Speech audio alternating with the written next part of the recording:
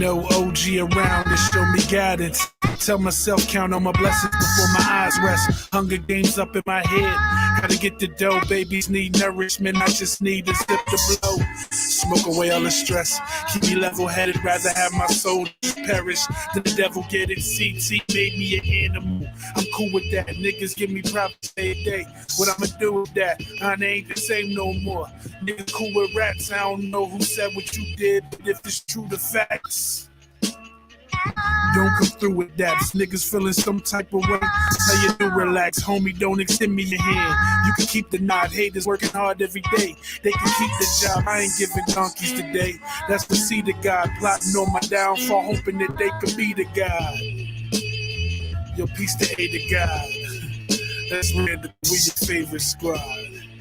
And when I mean squad, I'm talking D.I., Locksmith, Trooper. I'm being judged by my peers, who as it appears, ain't no my here. Being hated by cats who ain't make it, that ain't my fear. Seeing my seeds grow with no hustle, I couldn't bear. Straight and narrow, I veered all the way over there.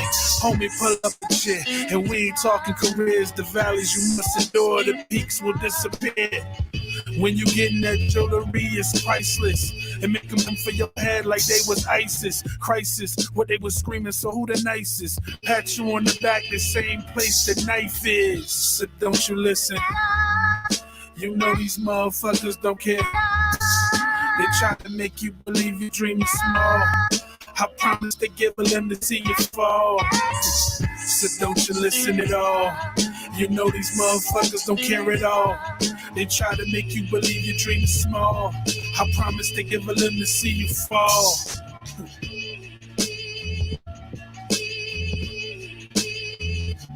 Yeah, I'm good on that.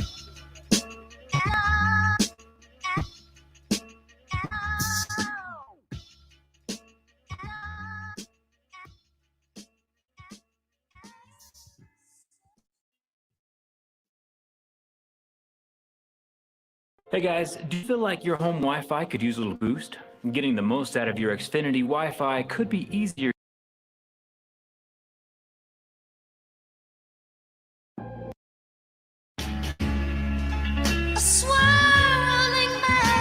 Yeah.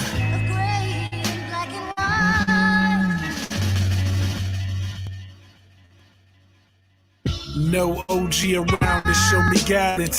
The Frass Heenan Show will start shortly, but for now, the song of the day at all by Midnight 5 off of Cold Currency. Keep me level-headed, rather get have that my on soul Tidal, perish Spotify, than the devil all get it. CT made platforms. me an animal. I'm cool with that. Niggas give me props every day. Let's run what that I'ma back. do with that? I ain't the same no more. Niggas cool with rats. I don't know who said what you did, but if it's true, the facts. Don't come through with that. Niggas feeling.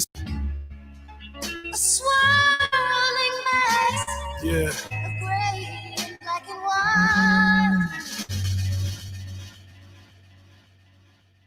No OG around to show me guidance. Tell myself count on my blessings before my eyes rest. Hunger games up in my head. Gotta get the dough, babies need nourishment. I just need a zip to blow. Smoke away all the stress. Keep me level-headed, rather have my soul just perish than the devil get it. CT made me an animal. I'm cool with that. Niggas give me props every day. What I'ma do with that? I ain't the same no more. Niggas cool with rats. I don't know who said what you did, but if it's true, the facts. Don't come through with that. Niggas feeling some type of way. How you do? Relax, homie. Don't extend me your hand. You can keep the nod. Haters working hard every day. They can keep the job. I ain't giving donkeys today. That's for seed of God. Plotting on my downfall, hoping that they can be the God. Yo, peace to A to God. That's random, but we your favorite squad. And when I mean squad, I'm talking D.I., Locksmith, Trooper. I'm being judged by my peers, who as it appears ain't on my tier. Being hated by cats who ain't make it, that ain't my fear. Seeing my seeds grow with no hustle, I couldn't bear. Straight and narrow, I veered all the way over there. Homie, pull up a chair, and we ain't talking careers. The valleys you must endure, the peaks will disappear. When you getting that jewelry, it's priceless. And make them come for your head like they was ISIS. Crisis, what they was screaming, so who the nicest? Pat you on the back, the same place the knife is. So don't you listen. You know these motherfuckers don't care. They try to make you believe your dream is small. I promise to give a limb to see you fall. So don't you listen at all. You know these motherfuckers don't care at all. They try to make you believe your dream is small. I promise to give a limb to see you fall.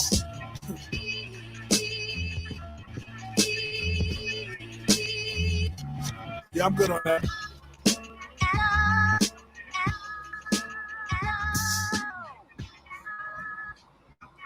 Turn my mic up. Turn my mother-loving mic up.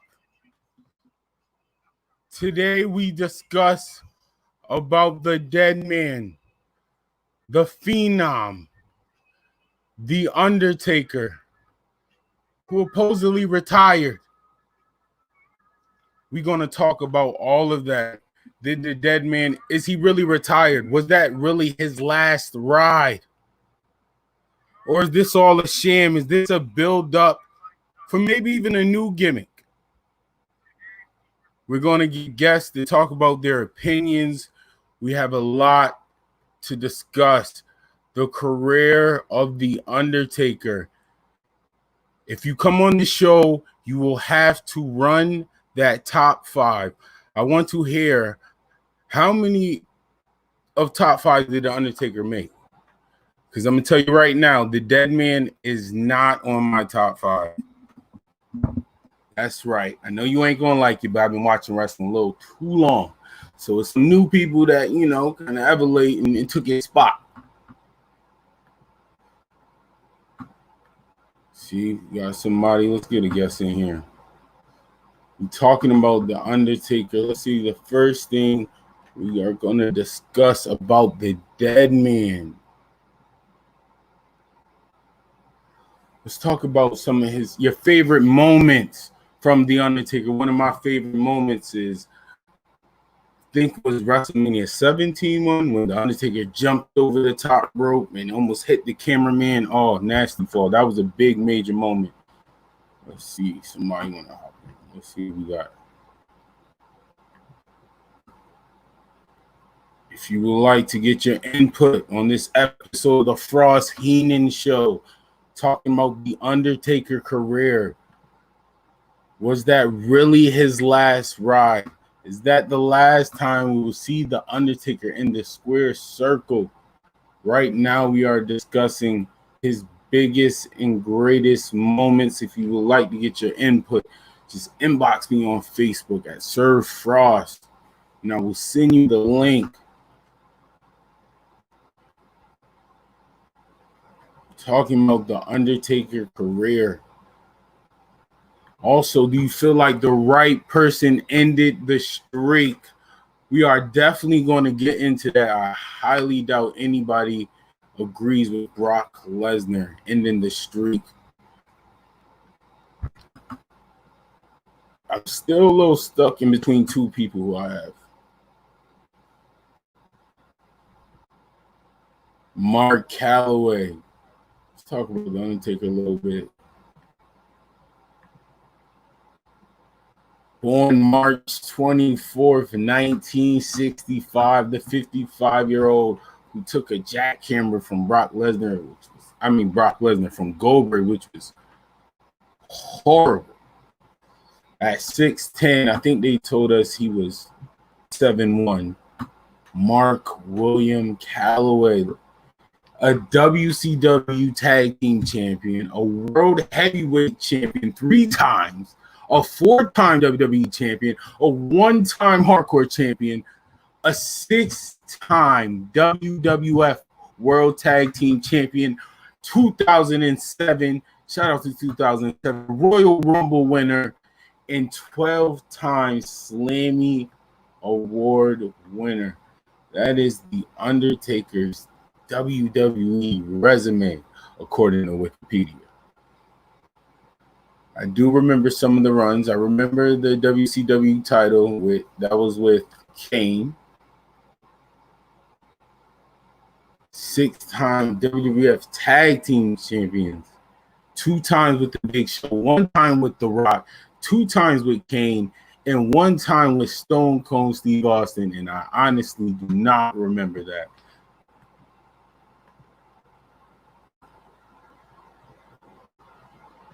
The Deadman.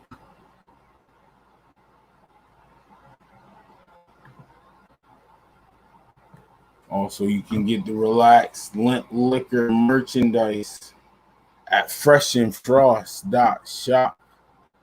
That's FRESH&FRASStv.shop, not .com. Once again, if you would like to join the Frass Heenan Show, because I have some hot takes. It's time to rattle some people's cage. You Undertaker fans is about to be very upset. Very upset. And if you join the chat, you must run that top 5. All you Undertaker lovers, I need to know if he's even in your top 5. Run that top 5.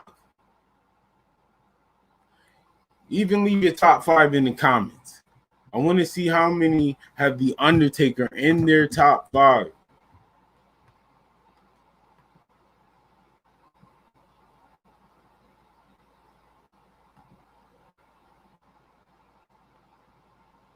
The Deadman last match was against AJ Styles. A real creative match.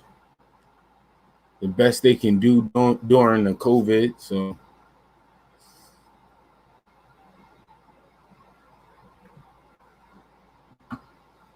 run that top 5. Run that top 5. Inbox to join the Frass Heenan Show. Get your input. Relax. One more. Man 9-5. The Cold Occurrence. Cold Occurrences is out. Spotify. iTunes. Tidal. Whatever you use is on there. It's on YouTube. At all. Yeah. 9-5 shit.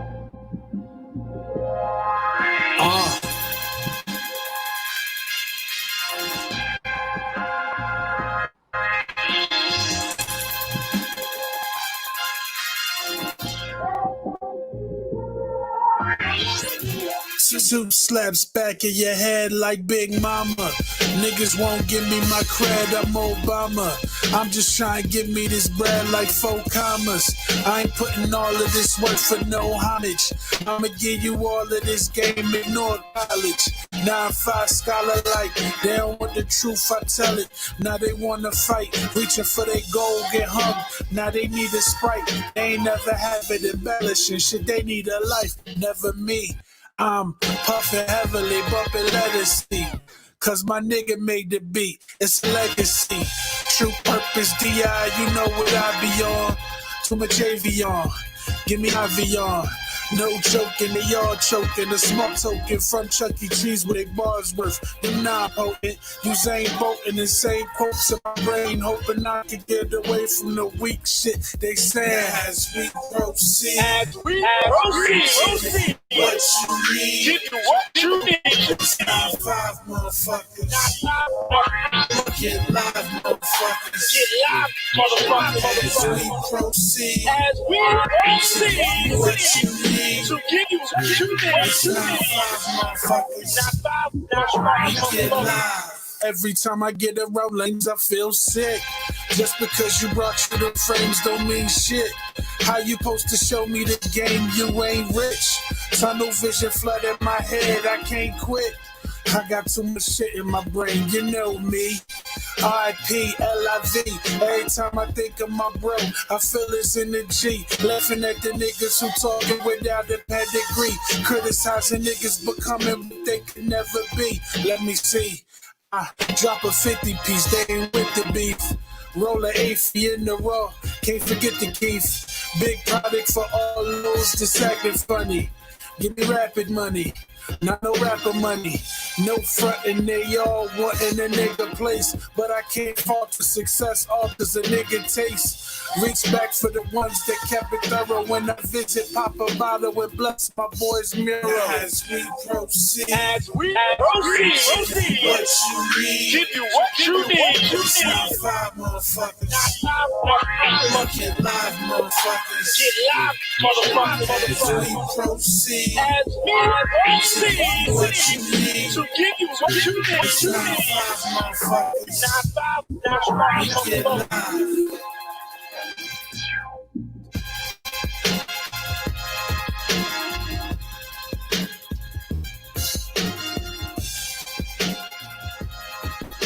That was actually Proceed off of the Cold Occurrences, Man 9-5.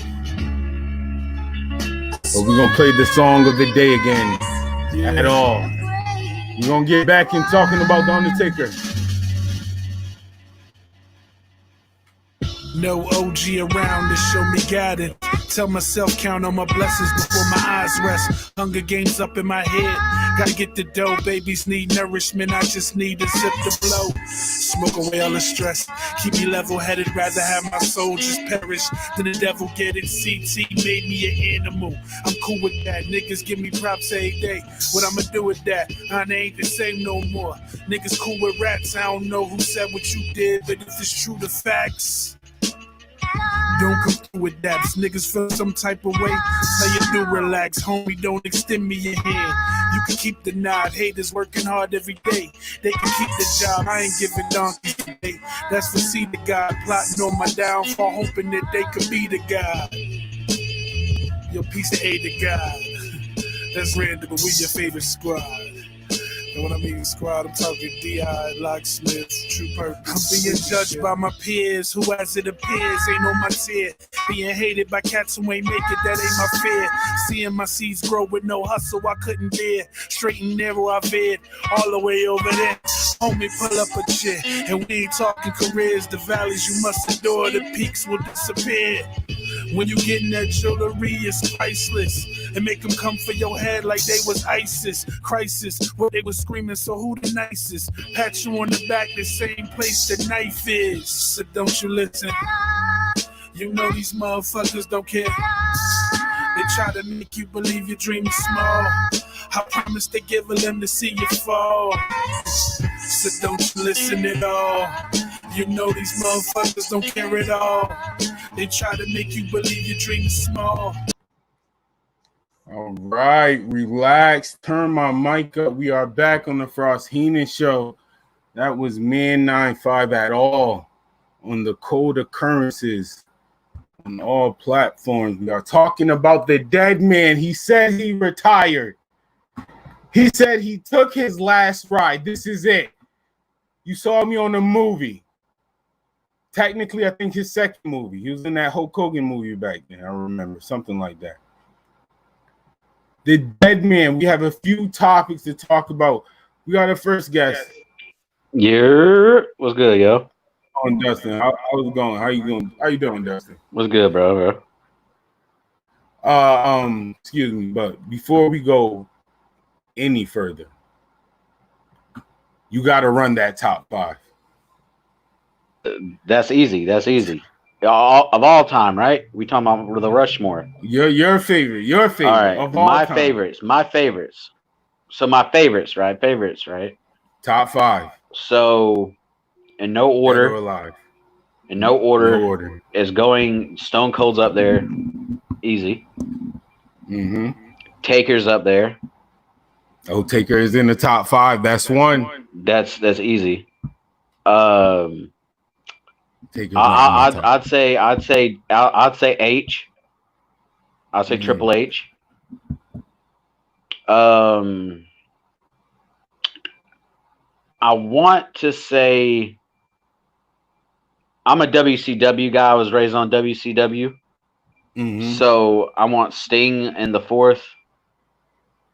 And my personal favorite, my favorite wrestler of all time, and he's got to go in fifth. Virgil. All right. Nah, you ain't doing me like that. You ain't doing me. Good, Dustin. All right.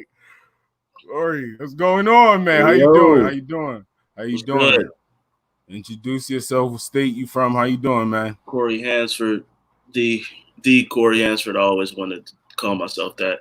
Long Beach, Oh, you California. can do it here. You know what it is. Only on the frost. There you go. There you go. You got to run that top 5 though. My personal favorite top 5? Personal favorite top 5. Kurt Angle number 1, always. Kurt Angle Has been. Jericho. Rock. Respectable. For my black queen, Sasha. And Goldust. All right. Yo, Dustin, you are foul, bro. Let's- You are what foul. All right, let's get it right. What's up going on, Corey? You see how he's doing this, bro? You see how he treats us, bro? Man, so That's This crazy. is the Frass Heenan Show. Don't be a humanoid. Don't be a humanoid. Don't be a humanoid. Not today. Not today. Let's relax. but yeah, Kurt, Rock, Jericho, Sasha, Mr. Perfect. Those are my Oh, that's a five. good one. What was your last one, Dustin?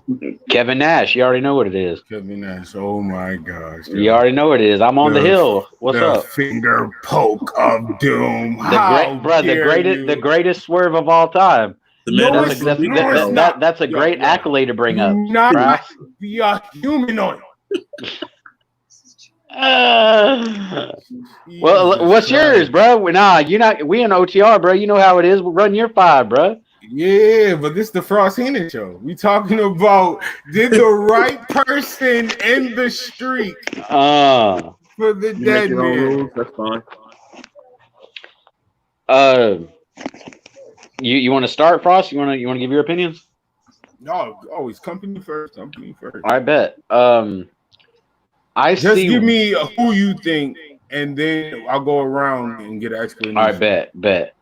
I think I understand why they gave it to Brock, but I really think they should have gave it to so you know what I mean, an up and comer, you know what I mean. And if they were going to go ahead and do that with Reigns a couple of years later, they might have should have, you know what I'm saying, ran with Reigns when that happened, you know what I mean, or a Seth Rollins or someone of that caliber. Right. Instead. That's understandable. Sure. Corey, who you got? Who you think? I like. It's hard to argue with Brock because of what they did with him and how successful it was. Absolutely. But I do like the Reigns idea if they were going to turn him heel after it, just based on the reaction he got. Facts. After that. If they'd have turned him heel after that, that would have been he'd have been the biggest deal since Hogan turning on NWO. But if there was one, I would have given it to Orton back then. That would have. I mean, he made it anyway. But like, good God, if he'd have beaten the streak at that point, he would have been Right. Yeah, I ain't mad at that. Right, I'm great. Well, honestly, I'm going with Shawn Michaels.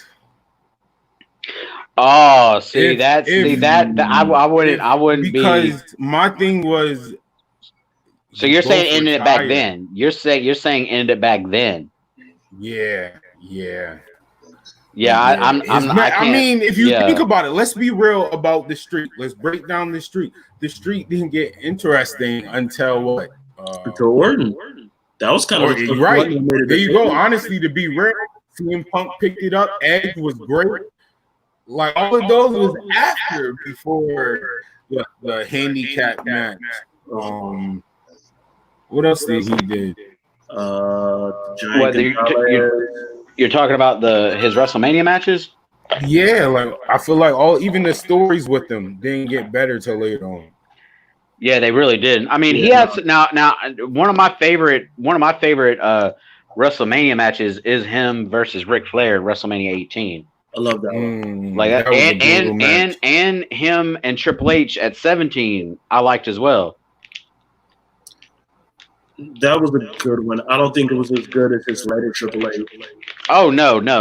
But it was a good one, yeah, for sure. I was a fan of the Edge. I was a big fan of the Edge one. That's super underrated. I feel like he was putting Edge over as a superstar a lot because that's what made the Mr. Opportunity. stick out to me. Oh yeah. Because every time Taker came up with something, Edge had an answer. And it wasn't like obvious type answer. It So was real sneaky, strategic. yeah.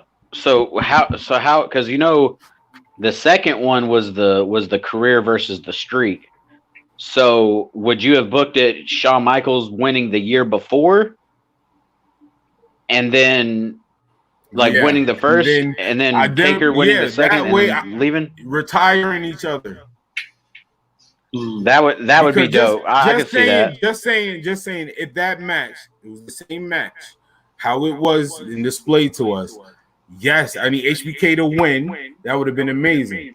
Match 2 was still amazing. And that was man, we are we later in the episode, are we gonna get into Shawn versus Undertaker or we're gonna talk about your favorite matches. Okay, good. I didn't watch. I didn't. Yeah, this is I bet. for the street. Sorry, I'll say this. The only reason I wouldn't do that is because that Shawn Taker build to their rematch is my favorite story ever. I love that build. And that would completely change that. Because you need one for part 2. Right. Shawn going crazy from like the award, getting the slammy to that whole popping up in the elimination chamber. That double performance was crazy. Like that's my favorite build ever. And to me, it's one of the best builds ever. And like it would completely change that. Mm-hmm. They did a good job at. We all know that the best stories in wrestling sort of stem from, you know what I mean, real life. You know what I mean, like real things they're going through. And I think they did a really good job of, to what Corey was saying, relating their story of sort of like Shawn Michaels being the light. Oh, my bad. Can you hear me? You good? Yeah, you good now. Oh, my bad, dog. But I think they did a good job having Shawn Michaels as like the light versus Undertaker being the dark. And relating it to the Christianity and you know what I mean. Undertaker's. Yeah, that was dope. I think they did that well. I agree with that. Brock Lesnar, though. It is hard to complain about Brock Lesnar winning because, like you said, Brock Lesnar went on a run. I was that way. And I mean that was what they that's what I said in the beginning. Like I understand why they did that because Vince knew that he was going to run with Brock after that. You know what I mean? Like he was going to make a Shao Kahn character. You know what I mean? Like somebody that's just dominant. Right. And somebody that when someone is you already have Brock Lesnar's historic first run in WWE on top of the legitimate MMA rhetoric, right? Like the background on top. Now he comes back and he's beating John Cena. He's F5ing everybody 4 or 5 times in a match now. How if you're going to make a tyrant, make a tyrant. You know what I mean? Make him the scariest, biggest, hungriest one. So I understand that, but with the streak took that what would y'all say? Like WrestleMania 24 upwards, the streak was like the biggest thing. That was like the biggest thing out. There's a title, either a title, like it's either you main event WrestleMania or you want a match with the Undertaker. Exactly. Yep. And I mean, and you knew that if it was a solid superstar, like if it was already a solidified superstar, you knew the Undertaker matches were going to be that was going to be the main event. That was going to be the thing the takeaway from WrestleMania. But if it was somebody like a Punk, which I mean, Punk was solidified then. But like an Edge or a Randy Orton like when Randy Orton, the rub was crazy. Pause. You know what I'm saying? Like the rub, it boosted him to the moon.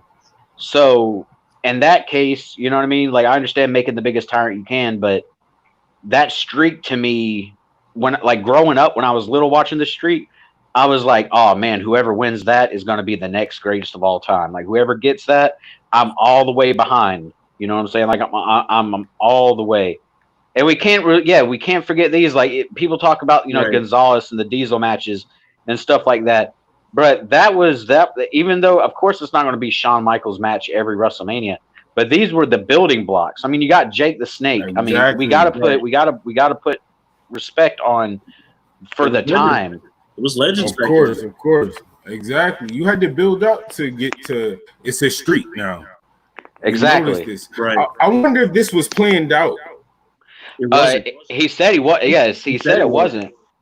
He said it wasn't until about like 10 or 11. And I think. Yeah, I think it was 11. I think he said it was Pritchard that was kind of like, you know, you haven't lost yet. And I think that was the year that he I think it was the handicap match where he wins and then he counts on his hands after it. That was the first time he had noticed it. All right, I'm gonna set you outside. But everybody. Okay, go ahead. Let me introduce other guest. Ari, what's going on? Hello down there. Ari, hello. State your name. Where you from? State your It's your name. boy Where Ari you from? Starks. You already know it's your boy Ari Starks from the 716 Buffalo City. You know what I'm saying? What's goody with y'all boys? Right. Before we get any further, run that top 5 for me. We talking top 5 of all time wrestlers? I don't mean to pocket check you, but I need that top 5. We talking all time or current? Your personal favorite. My personal favorite all time. Man, it's people make. Nah, I ain't gonna do that. But personal favorite all time: Triple H, Chris Jericho, Kurt Angle. Man, it's. I feel like, you know me. I like to order my shit too. But my favorite wrestler all time, I'll probably say Y2J. You know what I'm saying? That's just from the past, but now second coming after him, HBK. Third coming after him, I'll probably say Kurt Angle's my third after him. So Chris Jericho, HBK, Kurt Angle, Triple H, and for my fifth, Rico Love from Billy and Chuck. That is crazy. Wow. Rico Love, I remember him. That is wow. He's a police officer, bro. Wow, Ari, top 5. Man. He didn't even pick Billy or Chuck. Yeah, he went straight with the manager, bro. He liked the kicks. Don't hate on my man Ari. It was because of the kicks, bro. Nah, man. But like I said, what's that 5th pick though? My 5th pick, man, and it may be interchangeable, but right now, until Kenny Omega gets to like amazingly GOAT status, I gotta put Daniel Bryan there. I'm disappointed, bro. I respect it. Bro, you're supposed to die on that Omega Hill, bro. Oh no, he is my personal favorite all time, but I am objective in my all-time list. Yeah, you know what I'm saying? I feel you. Because I mean, I haven't been watching them as long as the others. I feel you. I got to keep it tall. But yeah, I mean, I'll have to keep my same energy. I noticed the Taker show, but Taker never really been in my top 5, but I always appreciated his career. I'm so glad you pulled up. Yeah, like, y'all seen my post, like, I appreciate everything he did for wrestling and my viewing of wrestling as a kid. But I mean, like I said, going over years, and what, like, honed to me is my type of favorite wrestler. You know what I'm saying? Undertaker never really hit the exact, you know what I'm saying, qualifications, but. Well, let's give him some flowers. What's your favorite as we should. Favorite Undertaker moments? I said earlier, honestly, even though by mistake, him jumping over the top rope, almost hitting the cameraman, is the moment I won't forget.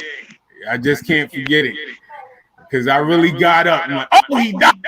I did. That's how I felt. I think we all did. That was That was scary. Man, favorite Taker moment, man. This may sound cliche, but I mean, him sending Mick Foley through that. Damn, Ari. Yeah. I'm specifically, the reason why I say that one specifically is just like that thing, like that moment is just something I always recreated in video games. If I could try to do it with wrestlers, I did it. Like that was like the biggest, like, yo, is this dude alive? And it's like that helped the Deadman's character so much, is showing that he was that type of ruthless dude. Yeah, especially when you put him through the cell. Oh man, when that feature was added, that was crazy. Yeah. Yeah, man, that was nasty, bro. Like, because it's like every time you got on top of that Hell in a Cell after that, that's what you feared. You feared going through that cell or off the cell.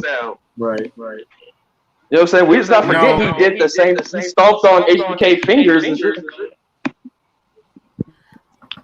And talking about like Undertaker moments, one of his matches I feel like is underrated. Is him versus Brock Lesnar at Hell in a Cell. Oh yeah. I really feel like that match is not appreciated. I feel like that pushed Brock for me. That's what super as a fan, as a younger fan, I'm like, oh no, he's the guy. He just destroyed the Undertaker in Hell in a Cell, and that scene of him on top of the Undertaker's match. That's his match to me. At that time, that's his match with the belt. Yeah, that was crazy. Can I ask a question? Kind of two-part question. First question, kind of rebuttaling what you were saying with Undertaker, Hell in a Cell being that match. Do anybody feel like Triple H kind of like, whenever it wasn't like Taker's match, Triple H kind of like tried to hone that as his like, his match for a minute? I agree. Yeah, they got the most. Okay. They got the most. Okay, I thought I wasn't bugging. All right, I was like, this dude Triple H is really trying to become king of the Hell in a Cell when Taker not around. No, it's Taker. It was funny. When you put the thing up for like when they put up for like the top 5 Undertaker matches, I was like, I almost had like 3 Hell in a Cell matches. Like off the top for real though. Mankind Hell in a Cell, first Shawn Hell in a Cell, the last Triple H Hell in a Cell. That one was good. And the Edge one was cold. Like, I was like, damn. Yo, that's facts. Like, that's facts, dog. I wonder if he like kind of like geared himself around having that one, like with the Mania matches, he would have his one Hell in a Cell match and kind of like at least have like a blueprint of what he wanted to do with you know, like how some people write bars for whatever, you know what I'm saying, rapper they are interested in or is inspiring them right now. You think he had like, you know what I'm saying, certain ideas or something like that for Hell in a Cell matches with certain wrestlers he was looking at and kind of pre-planning? Because I say that to say that, like you say, Corey, like a lot of those matches that we love from him are his Hell in a Cell matches. And he put a lot of effort into those matches. And it's like, those are really great showcases. Well, you got to think about like all the matches that you can see Undertaker putting work in are like classic. Like he really made it fit his character, and it wasn't just boring. Like his casket matches. You know how much times I wanted that match back? Yeah, I don't want it back now. Right, obviously, I want it back now. But what Inferno match? That's what I was about to say. The Inferno match, like to be towards Kane, and I still think Undertaker, if you believe it or not, and the Buried Alive. And the Bury Alive, man. Like there's as far as moments go, bro. I've been sitting here trying to think, and dude, it's just so much, man. I mean, you got remember when we first saw Kamala be scared of the Undertaker, like that was its own thing. Oh yeah, you had because up until that point, Kamala was really the only one that was really kind of like he was supposed to be creepy. Yeah, the one that was freaking everybody out. Another favorite is the Shawn Michaels Hell in a Cell with Kane's debut. I remember seeing that as a kid and being completely. Like, oh my god! Like when he ripped the fuck, That's crazy. So that was I like, so bro, and off of that because like I said, backyard wrestling, I used to try to rip off the keys like I was. Oh yeah, facts. Never worked. See, like, I mentioned it earlier. I was a WCW kid because I'm in Atlanta, so like that's what I grew up on. But I kept up with WWF through Livewire, like it was like a Saturday catch-up show. You know what I'm saying? And I knew a little bit, but like when Kane made his debut and they played that, I was like, yo, I don't know who the hell this dude is, bro. But I fought with him stupid heavy. I got wait, the, hold on. I gotta get credit where credit due. Hold on, and I'm gonna get to you, Dre. Turn my mic up. Yo, WWE. Even when I knew wrestling was what wrestling is, I still believe Kane and the Undertaker was related. Oh yeah, facts. Yes. Facts. Fact. Wait, no, hold on. I'm talking. I was of age to do illegal stuff. And I still believe it was related. I ain't believe Edge and Christian, even though you ain't tell us they was related. See, I always thought that. I always thought they were brothers, bro. Like I always thought I did too. that. 1 second. We got one more. I'm gonna get back to y'all. Hello. Oh my gosh. Is it cold or hot? Hello. Is it cold or hot? Hold on. Turn my mic up. Hold on. No, I can't hear you. Can you hear me? I said turn my mic up, not yours. I can hear you. Can you hear me? Oh, okay. I can hear you. So you can hear me like right, y'all. Hey man, my phone about to die. Is it hot? Oh, and your phone about to die. My nigga. Is it hot or cold with no phone charger? Yo, pay attention real quick. Real quick. I'm on my way to Chick-fil-A, my nigga. When I get to Chick-fil-A, put me on. I'm running these niggas Undertaker moments, my nigga. I'm putting these niggas on the spot, my nigga. All right? So pay attention. When I'm waving, my niggas, that means put me back on. I'm about to ask these niggas what they motherfucking top 10 Undertaker moments. Oh my God, Dre for Top Shelf TV, yo. All right, man. All right, I'm tuned in. I'm watching, bro. Yeah, we get back. You gotta run that top 5, man. Get off my show. How dare you? How dare anything happen? I think I gotta get my 10 prep then. Better get my 10 prep. Drake came with no games. I'm not lit. Not yet. Right. But man, I think like to follow some of you guys on some of my favorite like Taker matches or Hell in a Cell matches. I think what y'all brought the later Brock Lesnar and Taker match, but what about the first Hell in a Cell match they had? No, that's the one. That's the one we were talking about. That's what we were talking about. Yeah. Oh, okay. I thought you were talking about like post. Okay, I thought they had. No, they had the bike chain. I'm thinking of the singles match. Yeah. I was at that. Yeah, that match. Dumb hell, son. Corey, you said you was there. Like you live? said. The second one. The second one. Oh, okay. That's still lit though. For real. Where they destroyed the ring and did all that shit. Pull the mat up and shit. Yeah. Yo, they was wild. That shit was wild. There's so many, man. Like we gotta mention. I've never, and Ari knows this, and Frost knows me well enough to know. I'm pretty sure he's seen my opinions in the group. I'm not a big Jeff Hardy fan. I've never been a big Jeff Hardy fan. But one of my favorite Raw matches is when Undertaker gave him that shot. Like, I caught myself rooting and like we're all smarts, right? Like at a certain age, we become hip to what's going on. Right. And we're sort of stuck in our ways of, okay, I boo this person. Okay, I don't, bro, I was cheering him on like I was 8 years old again, like lost in the sauce. Like I was rooting for him to beat Taker. I thought I was like, man, this is going to be, you know what I'm saying? Like that was a great match, and really was the preface of what Jeff Hardy ended up doing. What, like 6 or 7 years later? Right. Mm-hmm. Yeah. Yep. I know. Like we all, and I tell you now, like me, I keep my same energy. Not like I'm really not crazy about Jeff Hardy as I was as a kid. But that moment, and you for keeping the same energy because you always bring up that match. Facts. That match, it was just so much going on to it. You had the hype of Jeff Hardy going into it. You had, you know what I'm saying, the actual moment, like, damn, can he actually get this fucking title? Like because you actually, like he even sold that. I want y'all to understand behind the scene, I'm a leader. Like you saw that on screen.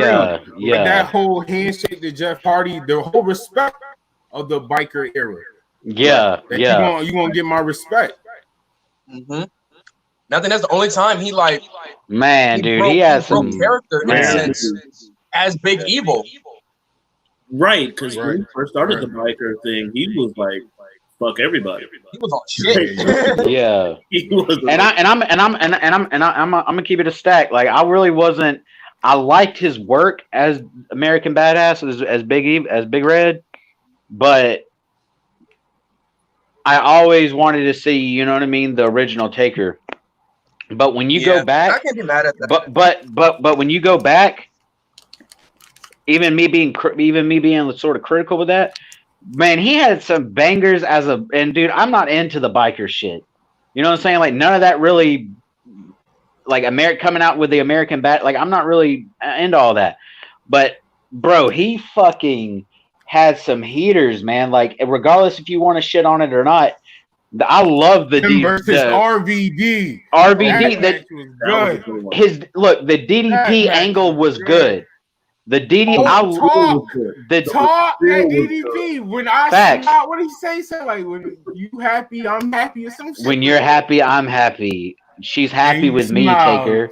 Oh, yeah. The Angle one too. When Angle was first getting started, and he had Kurt coming out on like a little mini scooter. Oh yeah. Oh, that was great. I mean, that goes to what he was saying. He always talks about storytelling. The best things about Taker is the stories, the storyline, and the boiler room match. Oh my! Oh, bro! Paul Bearer turning on. Oh my! That was man. That used to be. I was afraid of boiler room. Like I mean, I would have never been in, you know, as a kid around a boiler room, I guess. But I was like, oh my god, like people like Mankind live in the, you know what I'm saying? Like I was like, whatever that place is, right? That shit is some creepy shit. Like I don't want to know what a boiler room is, but fuck that. Like I'm not going to check. Definitely being a kid. You not scared of the boogeyman? Nah, I'm scared of Mankind in the boiler room. Oh, that's stupid fact. Yo, facts, son. Like, yo, my old school was like an older school, so in the basement. It was just like an old ass basement. They had like an old you know the movies. They had them like carts that people be riding in, like on the little trails and movies, like Indiana Jones type shit. They had them type of cart rails. So I'm walking, I see one place that says boiler room in the basement of the school. Oh yeah, you were like hell no. Good. I seen what happened down there. About to get stabbed up by no dude with a mask on. Right. Yeah. Can I ask y'all, what's your favorite match from the? Oh man, Sean from Big Evil Taker. Yeah, Sean. Dude. No, from the Undertaker. I think Sean at 25 is the greatest WrestleMania match of all time. I agree. And I agree. Struggle. It's not my favorite. I said Kurt Angle my favorite wrestler. Angle HBK is my personal favorite match, but just unbiasedly, Taker Sean at 25 is the best match I've ever seen in my life. And ring storytelling, everything. And say that this is the thing, right? Like I dropped off of wrestling around 2006, and I didn't watch it at all. Like I just stopped watching it. You know what I mean? Like, you know, I'm in high school. You know what I mean? I got other stuff that I'm, you know what I'm saying. Right. Priorities, you feel me? And facts. So like I started dating this girl, and her dad was from Canada. I mean, her grandfather was from Canada.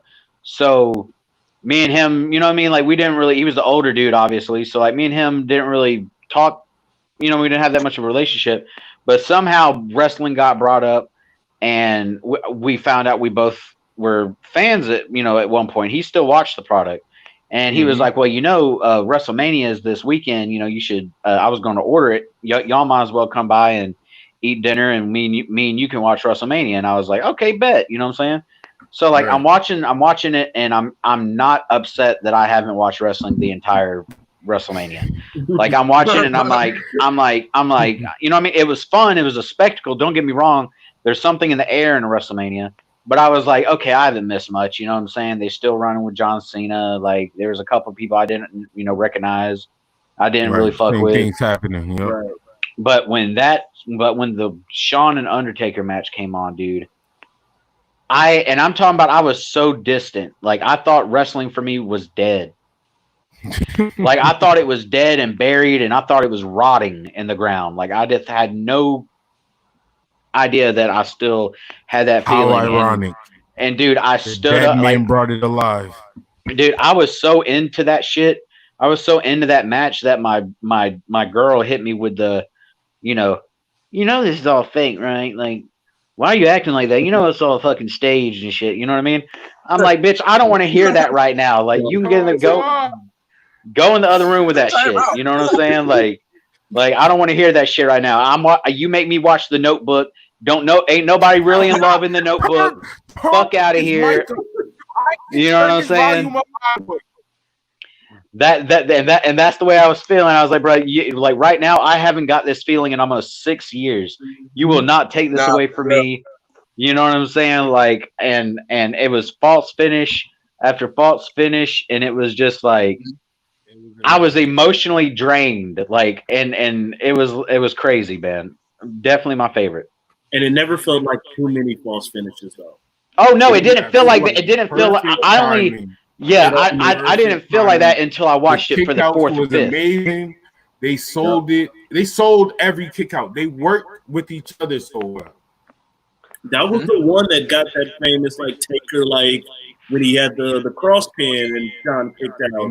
Like, first face, the first real tombstone. Yup. That one. Mm-hmm. That was an amazing match. Like that's why I say like that's a segue to not anyway talk about HBK, but the way he was in that state career, where he was still having classic matches with guys who you would say Kurt Angle was like probably a little bit past his, you know what I'm saying? Taker same way. The matches that they had where you could say match of the year, like candidate type matches. Like, and these are matches that stick. Like those matches are like damn near top 5 matches in those guys' careers. HBK versus Taker, HBK versus Angle. Those matches, like I feel like took them to a whole nother level that they probably either didn't experience the first go round or was experienced enough now that they have all of this, you know what I'm saying, experience behind them. Yeah, and they bring that to the table. Yeah. Yo, for real, like I think Taker and HBK storytelling at that time was amazing. Like you was talking about it earlier with the all white versus the all black, like so simple, but they took it to another level. Well, it was subtle. It was like undertones. You know what I'm saying? It was like the subliminal joints where we're always going to root for Taker, but with the presentation and the story. It was almost like, this guy. I'm going for the light. Why would I go for the dark? Yeah. Right. You know what I'm saying? What the segue off of that? And you hold on. Well, I got. All right, cool. We still want to talk about his rivalries. Continue. With what I was saying, or with the rivalries? No, what you continue saying? Oh, I was going to say there's a match that I want to mention that I remember, and it wasn't even that big of a match. Y'all might not remember it, but it was when Rock actually won. It was when he won the undisputed title. There was a triple threat match. I want to say at Vengeance with Kurt Angle, yup, The Rock, and Undertaker, man. And I still go back. And when I'm like, man, I want to watch something old, I always go back and I watch that because I love the story. I love the way, like in the beginning, it was Undertaker and The Rock sort of staring at each other and Kurt Angle being in the corner like, hey, guys, like, I'm here. Right. You know what I mean? Like, especially like his character, too. Like, Kurt Angle really was trying to be like, yo, I am here with y'all. Yeah. But they were using each other's finishers, which I thought was crazy because, like, you know what I'm saying, we're all fans of like Shut Your Mouth and SmackDown and Just Bring It, and it was like, whoa, they're really stealing each other's finishers. You know what I mean? Like it was crazy, bro. Like Yeah, it was amazing. I had to mention that because that's what really made the undisputed title for me. Because before that, like even though I was a huge Triple H fan, you know what I mean? Like he only had a month. You know what I mean? And then it went to who'd he go to? And then it went to Hogan, you know what I'm saying? So like that was real like the first big build up for that's what made the undisputed belt for me. So we talk about rivalries though. Shawn Michael and Undertaker, Obviously. But is that better than Triple H and Undertaker? Is it better than Undertaker and Mankind? See, that's my favorite. That's my favorite is is Mankind and Undertaker, because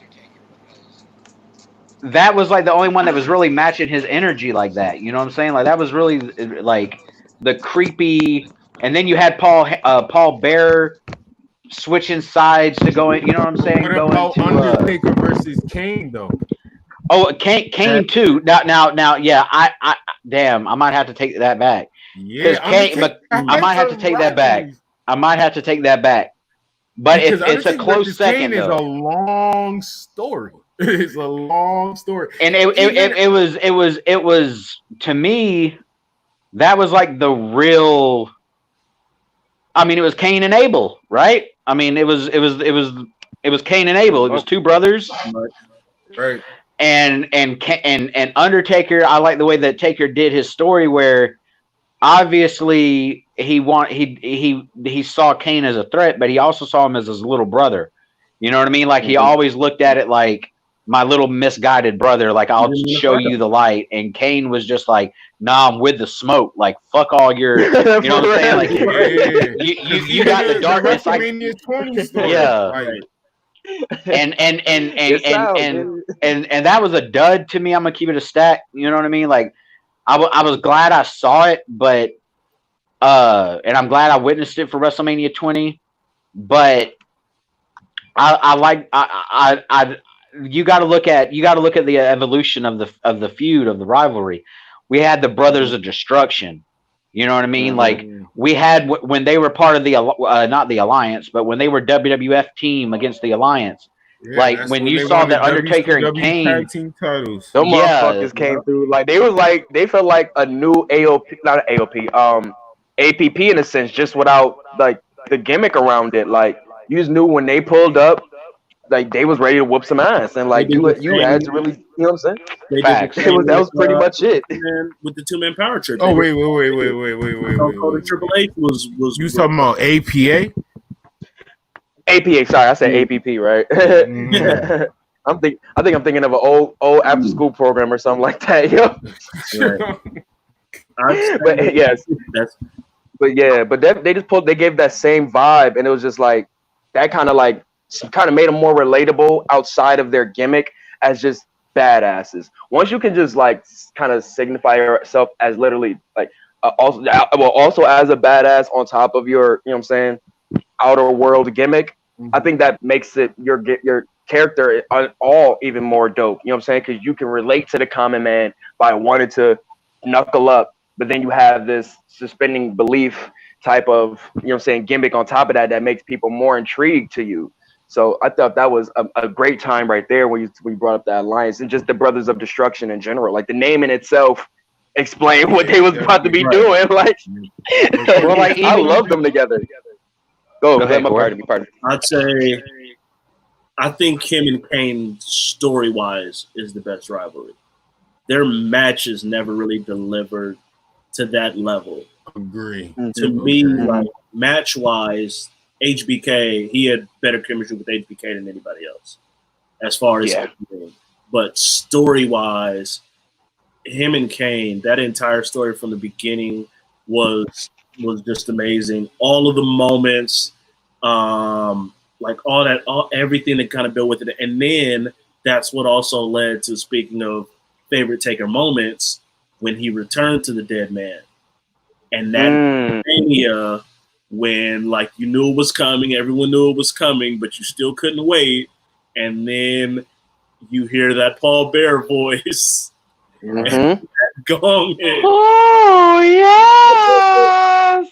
Like I don't care what, everybody lost their shit when they heard that Paul Bear voice, and then that gong hit, and there's nothing. Well, it was with the Kane thing. It was like, because Undertaker at that point was just so feared, man. You know what I mean? Like, I think we all can agree when we was little and we saw the Undertaker, we knew, like we you know what I mean? Like that was some scary shit, dog. Every generation. Them eyes go in the back of the head. You knew it was something weird going on. Like, this ain't normal, ma. He's a different dude. Like immediately. Terrified. Yeah, and when they came out with Kane, turn on the lights. Are you kidding me? yeah.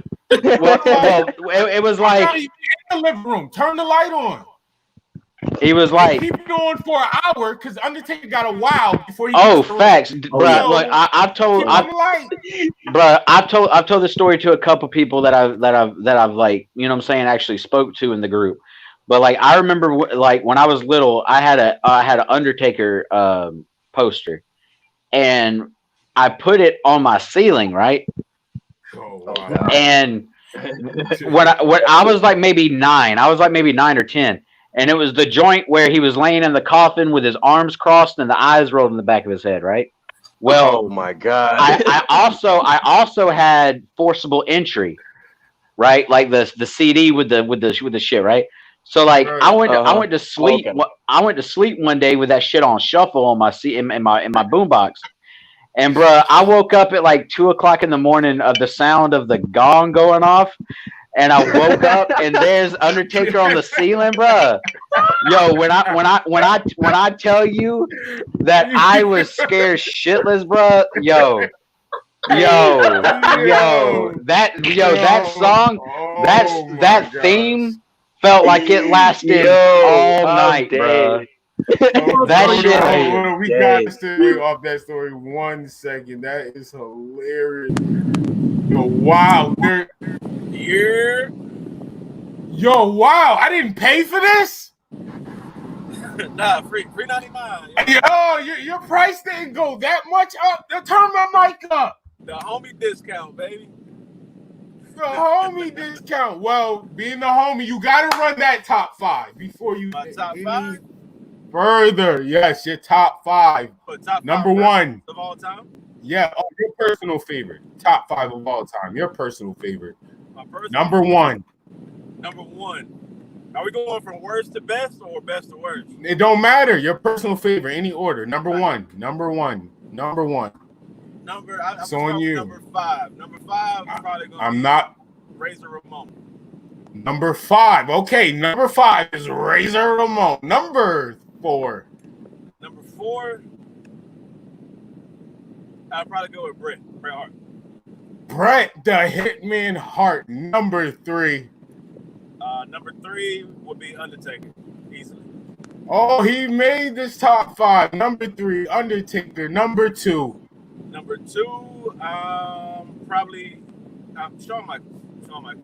Shawn Michaels, Danny Ocean, number 1 favorite personal wrestler of all time is Goldust. That is crazy. Yo, y'all, bro, Danny's lying to y'all, bro. Danny's top 5 is Vince McMahon, Stephanie McMahon, Linda McMahon, Shane McMahon, and Gerald Briscoe. Gerald Briscoe. Yo. No. What's your fifth wrestler? I mean, your number 1. I need that number 1 wrestler. Not Goldust. My number 1 is Ric Flair. Woo! Yeah, facts. I can't be mad at that. What's this bitch doing? I'm driving home. This bitch is like in the middle of the street, sideways right now. My bad. So the Undertaker. Easily my number 1. Taker. The GOAT. Rivalries. What is your favorite rivalry with Taker? We have Shawn Michaels, Triple H. That's it. There's no Mankind. No debate. No debate. No debate. After Shawn Michaels. That was it Mania 25, the Heaven versus Hell joint? Yeah. We were just talking about that. So But Mankind is what the bullet. Oh man, though You Mankind. can literally do just the top 5 Undertaker. I'm just pulling up my yard. It might connect. All right, for us, we normally do that, so we gonna do that collectively. Top 5. What we gonna do? Wrestling matches or rivalries? Right. I think it's easy to do rivalries. Let's If think we of good wrestling matches. do rivalries, we have to do it in order. It has to be in order. More than 5 good rivalries with Undertaker, though, is the question. Okay. Oh yeah, for sure.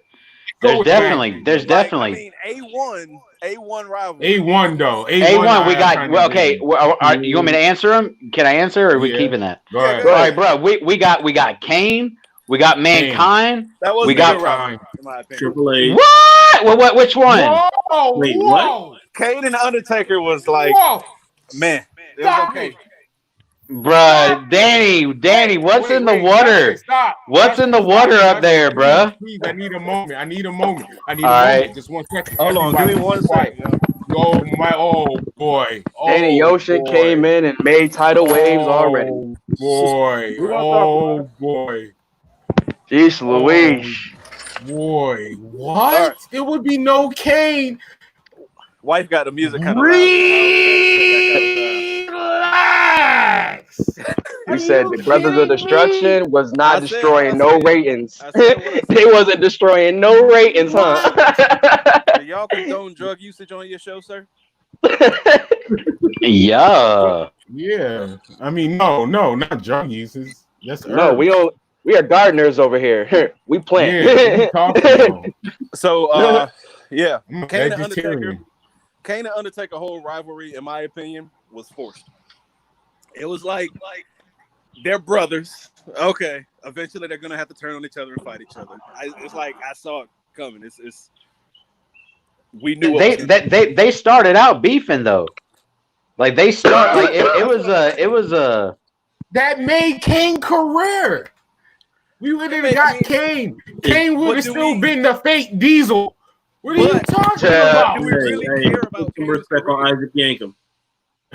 I mean, if you take real talk, if you take away the thought of Kane not winning like multiple championships. Hold on. He gets hold on. I feel you on that. Oversaturation has done that to Kane. Oversaturation has done that to Kane. We can't get it twisted. When Kane, that's what I was saying earlier, bro. The problem with Undertaker is, or not the problem, but with his opponents, they were always emotional. They had an emotional response to Taker. When Kane came out, he was a monster, bro. He had no emotion. He was the kryptonite to Undertaker. You know what I mean?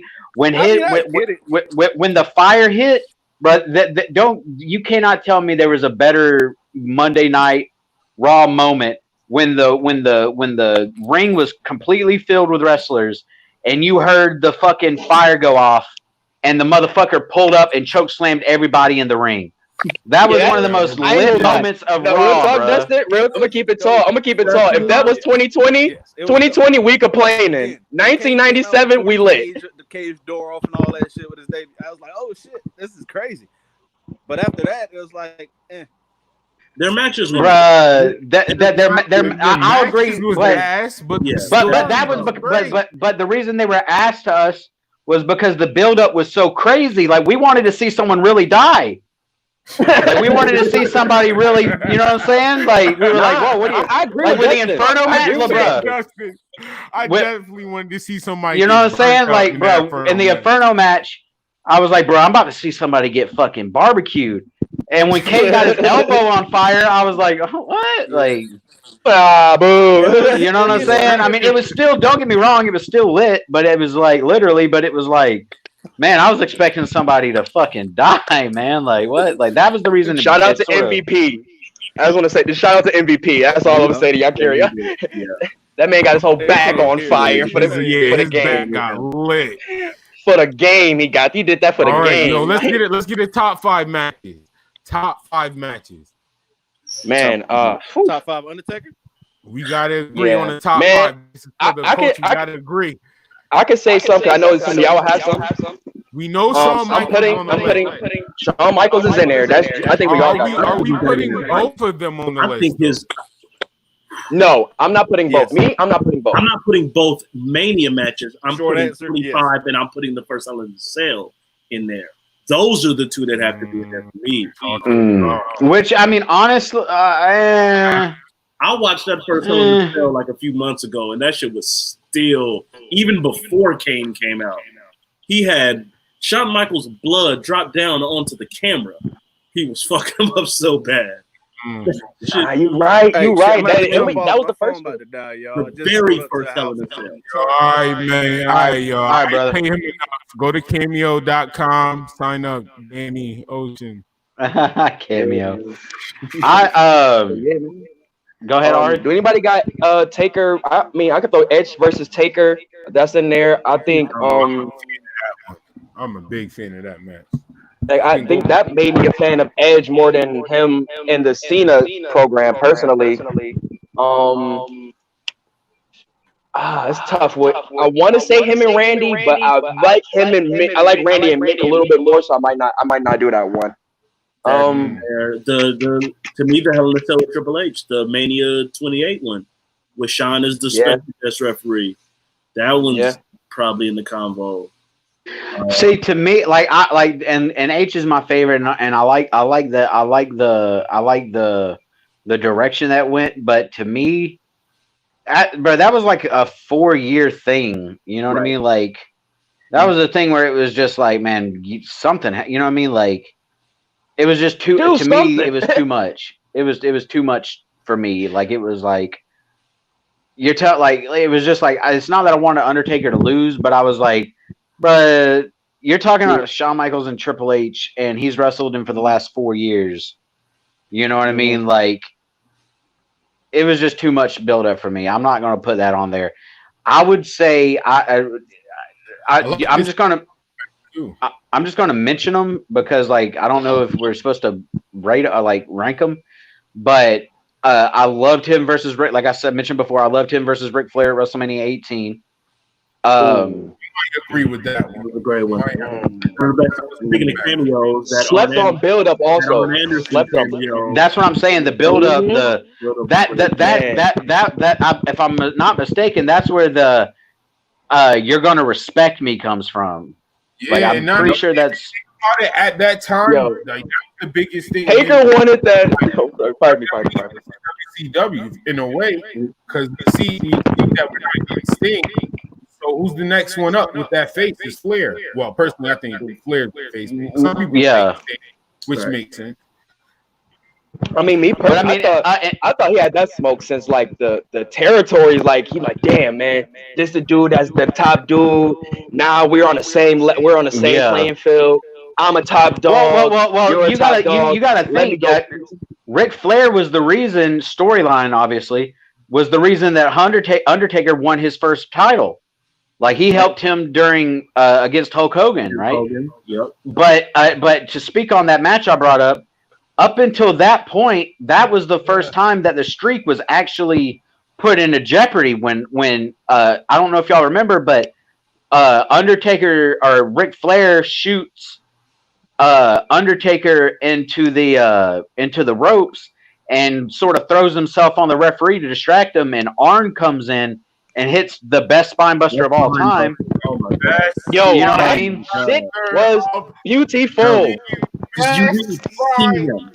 You didn't see it coming, and you didn't see him until Wait, hold on. Best spine buster of all time, but the worst rollout of the ring of all time. Bruh, yeah. I'll take that trade off. But you got to, bro. That's Arn. Like that's Arn, bro. Like Arn hasn't wrestled. It's so bad it became a signature. But Arn was feeling himself in that moment, though. He was feeling himself. He felt a good 30 years old right there. Definitely did. He fucking. He had a little because you got to remember he was going after Ric Flair's family, his friends, his legacy. Oh, David up. What else? I would probably mention the Jeff Hardy, the one that I mentioned earlier, the Jeff Hardy joint. I would mention that as one of my favorite matches from him. Damn, I'm trying to really go back. Oh, we count. It might lose some points because it's a multi-man match. But the first, that fatal four-way with him, Brett, Austin, and Vader, way back. He played a part. Yeah, that that one was a multi-man match. Yeah, it wasn't like because I wouldn't put that main one. The triple threat. This isn't. Hold on, let's think about it. We getting back to the list. Top five. We getting back to it. Hello, sir. Introduce yourself. Yo, what's up? I'm DeAndre. You guys know me from OTR. Can you guys hear me? What area you in? Yeah, I can hear you. What area you, sir? I can hear you. I can hear you loud and clear. All right. Your mic is up. I need that top five. Top five favorite wrestlers? Of course. We'll run that for you. Number 5, I'm going to go Ultimate Warrior. Mm-hmm. Number 4, it's going to be Shawn Michaels. Number 3 is Stone Cold. Number 2 is Triple H. And number 1 is Hornswoggle. Dre. It's my favorite. Damn. Yo. Hornswoggle versus Max Mini, best little person wrestler. Fuck out of here with that. My God. Everybody knows I'm an Undertaker fan. Everybody knows my favorite Facts. wrestler. That's facts. But loving the squad in the background. Loving the squad in the background. Bruh, Ride or die. Look, is there a petition I can sign? I can't do that shit right now, but I got hella Patriot shit. Yeah. My bad. Gary all does it. My bad. Part of it. But when we're talking about the most meaningful match, we might have to put the Hell in a Cell Mankind as one off of the out of everything. Because that brought national that was the shot heard around the world. You know what I mean? Like literally, I mean we heard it from a whole nother show. That's what I'm saying. Like Ari, I got you. Ooh. Don't blind everybody here, bro. Don't blind everybody here. Sorry, you gonna get Dustin anxiety. It ain't gonna be. Y'all. There will be no Patriots talk. Thank you, Frost. Dude, that's why you're the host, bruh. As a Cowboy fan, I can't really micromanage those motherfuckers, bruh. Micromanage them. Please stop mentioning football teams. Whoa, Cowboys fan. Let's go. 5? How dare you, bruh? Hold on, Dusty, because you don't know What's up? Yo, turn my mic up. Yo, I can't even believe I'm doing this whole lot. First of all, I'm disgusted by the 3 of y'all down there. Yeah. Talk your shit, Frost. No, shit is all right, but, it's a whole Black Lives Matter movement going on, and y'all at the bottom. And y'all supporting the Patriots, exactly. Exactly. Talk that Robert Kraft shit. Wow, bro. That's strike 2. Bro. We that's strike 2, man. Oh, timer. Okay, Cowboy fan. That's all right. Let's talk about this. We got paired to pick the top 5 match. They had to be a timeout for how many rings they won. That's how many minutes they get. Are you kidding me? That was wild, bro. It's so disrespectful, man. That was nasty. Did you see that? I'm just. Wait. This is the first time I am going to announce my team. Since I showed that jersey one more time. I want to see the back of the jersey one more time. You would like to see it? Yes, I would like to see. What name was on the back of that jersey? The B, the R, the A, the D, the Y. And I don't got another letter after that. What you person play for? Hey, bro, I'm keeping this one. This gonna be bread. This bread right here. Damn, bro, I got my jersey last year, bro. Let me keep it. What? team does he play? He played for Tampa Bay Buccaneers. Once the COVID shit stops, I'm gonna get my delivery and I get my jersey. It's gonna be lit. See how crazy that is. See how crazy that is, bruh. See how crazy, bruh. They're all gonna be Tampa Bay fans. They all gonna be Tampa Bay fans. Except me. I hear. I didn't say I'm getting a Mike Evans jersey now. I'm a Tampa Bay fan. I know you are. If you're a Tampa Bay fan, that's straight. But you gotta understand, you got these motherfuckers pulling up, posing, false claiming. I don't think DeAndre will, but hey, take a shot for the sports conversation. No, I'm a diehard Patriots fan. I was a fan before Tom Brady. I was a fan since 01.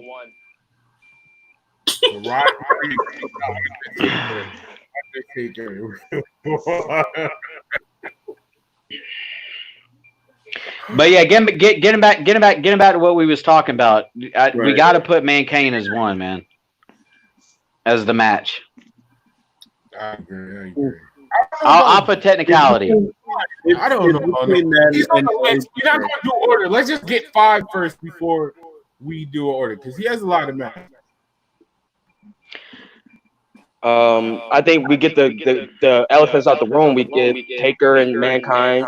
We get HBK and Taker out of here. So those two are, I think those are up there. Yeah. What about him? Really decide from there. We got to add the Rick joint, bro. I would say the Ric Flair, the Jeff Hardy, and I'm trying to think of I know there's a sleeper, bro. I know there's one that we're missing, bro. I said the late '90s. Him and Austin, they were good rivalries. The first blood match, and then you had the SummerSlam match. Buried Alive. Then you had the Buried Alive. Yeah, you had that Buried Alive match. The Buried Alive was fire. Him and Kurt. That is very true. 6 is a super. Him and Kurt. I mean, you can even throw him and Batista kind of up there.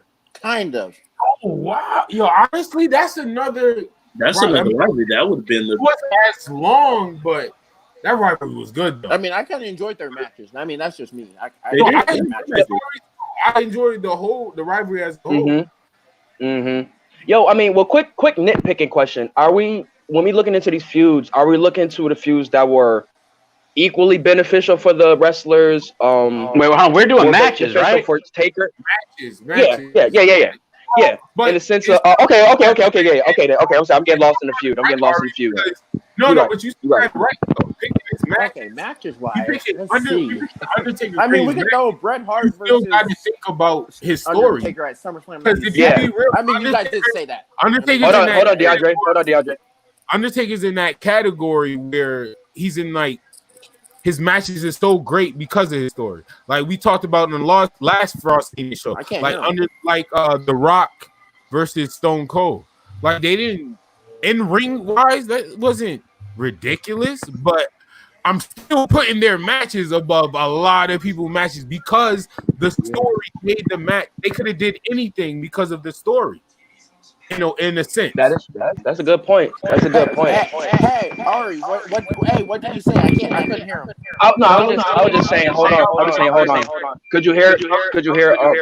I know people doesn't have it. But yeah, like that is a good point because, like I said, the reason why I was saying that because I don't want to say like the Batista match was amazing. But it's like I felt like Batista benefited a little bit more from the match, I guess. But I'm looking more so in the aftermath of the feud.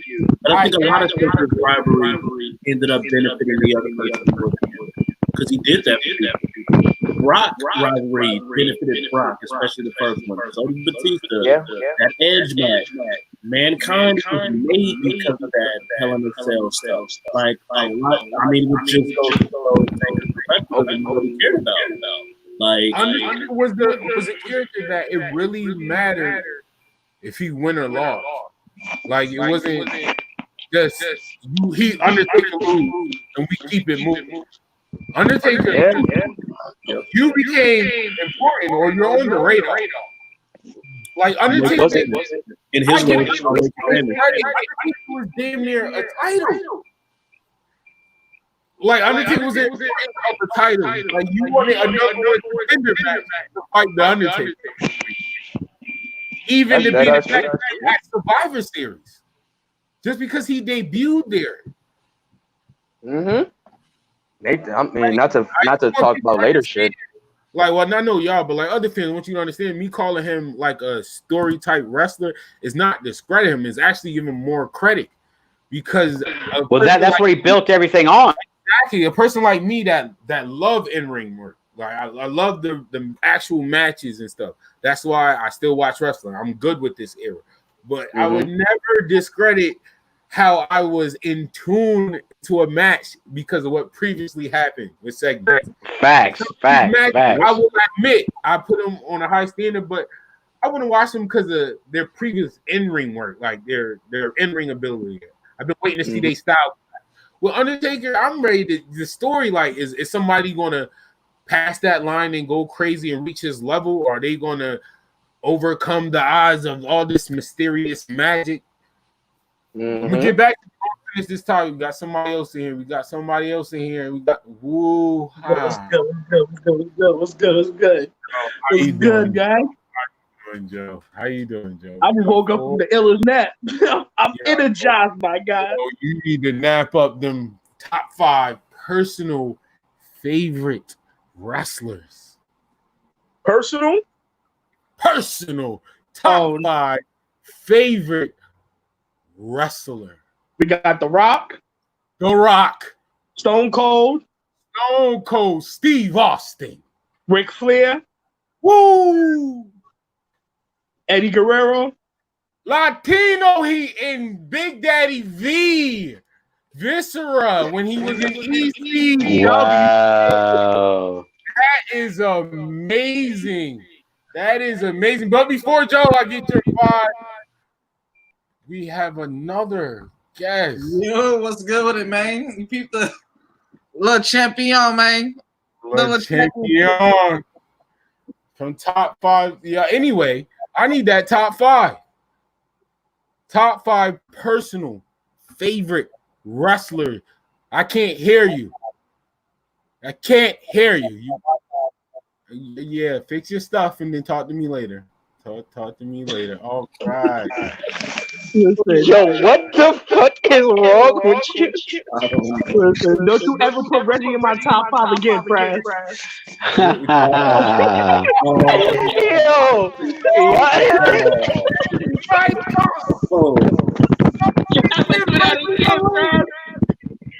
Holy shit. Landon will be giving out. Reggie, he said this. He told me to do this.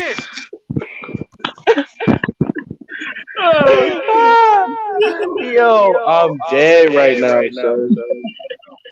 Oh man, that is insane. My man Joe got the D-Generation X lights and shit in his house. Hell yeah. I'm looking at this shit. As soon as he came on, I was just like, just throw the X up. Nah, I call it the bodega special. Because you from New York already, you know. What sell? The bodega special. That's ill, dude. That's ill. That motherfucker said one self-support. One more time. If Dre has anything to say, Dre, can we hear you? I can You hear gotta you. See, I had an echo first. All right, that's rivalry for the Undertaker. No, absolutely not. Run that top 5. Top 5 Undertaker? No, top 5 personal favorite wrestler of all time. Just top 5 personal of all time. What are you laughing for? Y'all already know what it is. Yo, here we go. Number 1. Top. We're gonna start from bottom to up. Number 5. The bottom. Number 5. I like it. Number man. 5. I gotta get my 5 in order before I even answer that. Oh, come on. Number 5, name him. 5 off rip, man. Off loyalty. Off loyalty. I know niggas gonna be mad at this one. Hulk Hogan is 4. Hulk Hogan's 5. Personal top 5? Wait, time out. Time out. Hold on. Let me clear everything off the screen. All right. All right. Matter of fact, I don't even want to see your name. You know, I'm gonna take Hogan off. Wait. Hold up. Whoa, you? I gotta take Hogan off. Nah. It's too late. I'm already about to talk to you. Like 5 or 6. I hear you. Word. That's crazy. I put him like 6. That's crazy. If it wasn't for the racist shit, Hogan would be like probably like my number 3. Right. The sponsors left. Your name has been going. This nigga said some clear as day. Right, Hogan was there for a nigga, man, during a hard time. Man. That's all I gotta say, man. Hogan raised the nigga, man. That just to tell you to relax. Hey, it goes right over my face too perfectly. That is funny, my nigga. Hey. That's funny. I don't even want his top 5. Andre is the most. Hold on. Yo, the irony, he said Hogan raised the nigga. I'm dead. Get out of here. Battle rapping here? Yo, I am dead. Hogan raised a nigga. In the words of Booker T, Hogan, we coming for you now. If it wasn't for Hogan, man, my life would be totally different. I ain't even lying. Fuck Hulk Hogan. That shit was hilarious, bro. He said Hogan raised the nigga. He's up on Hogan. Bro, Dre is the most unintentionally funniest person of all time, bro. Just the fact he started drinking Chick-fil-A after saying this Hulk Hogan shit. You see where he stands. This is talk. Hogan. Yes, Hogan 5. What's his life?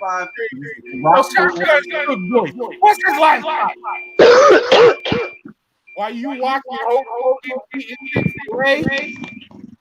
Yo, Dustin, you cooking crack again, dog? Hell yeah. Yeah. Nah, when I really look at my eyes are open as well. Just like yo, best rivalries. We know we still doing the best match. Well, we got 3. We got 3 in the chamber.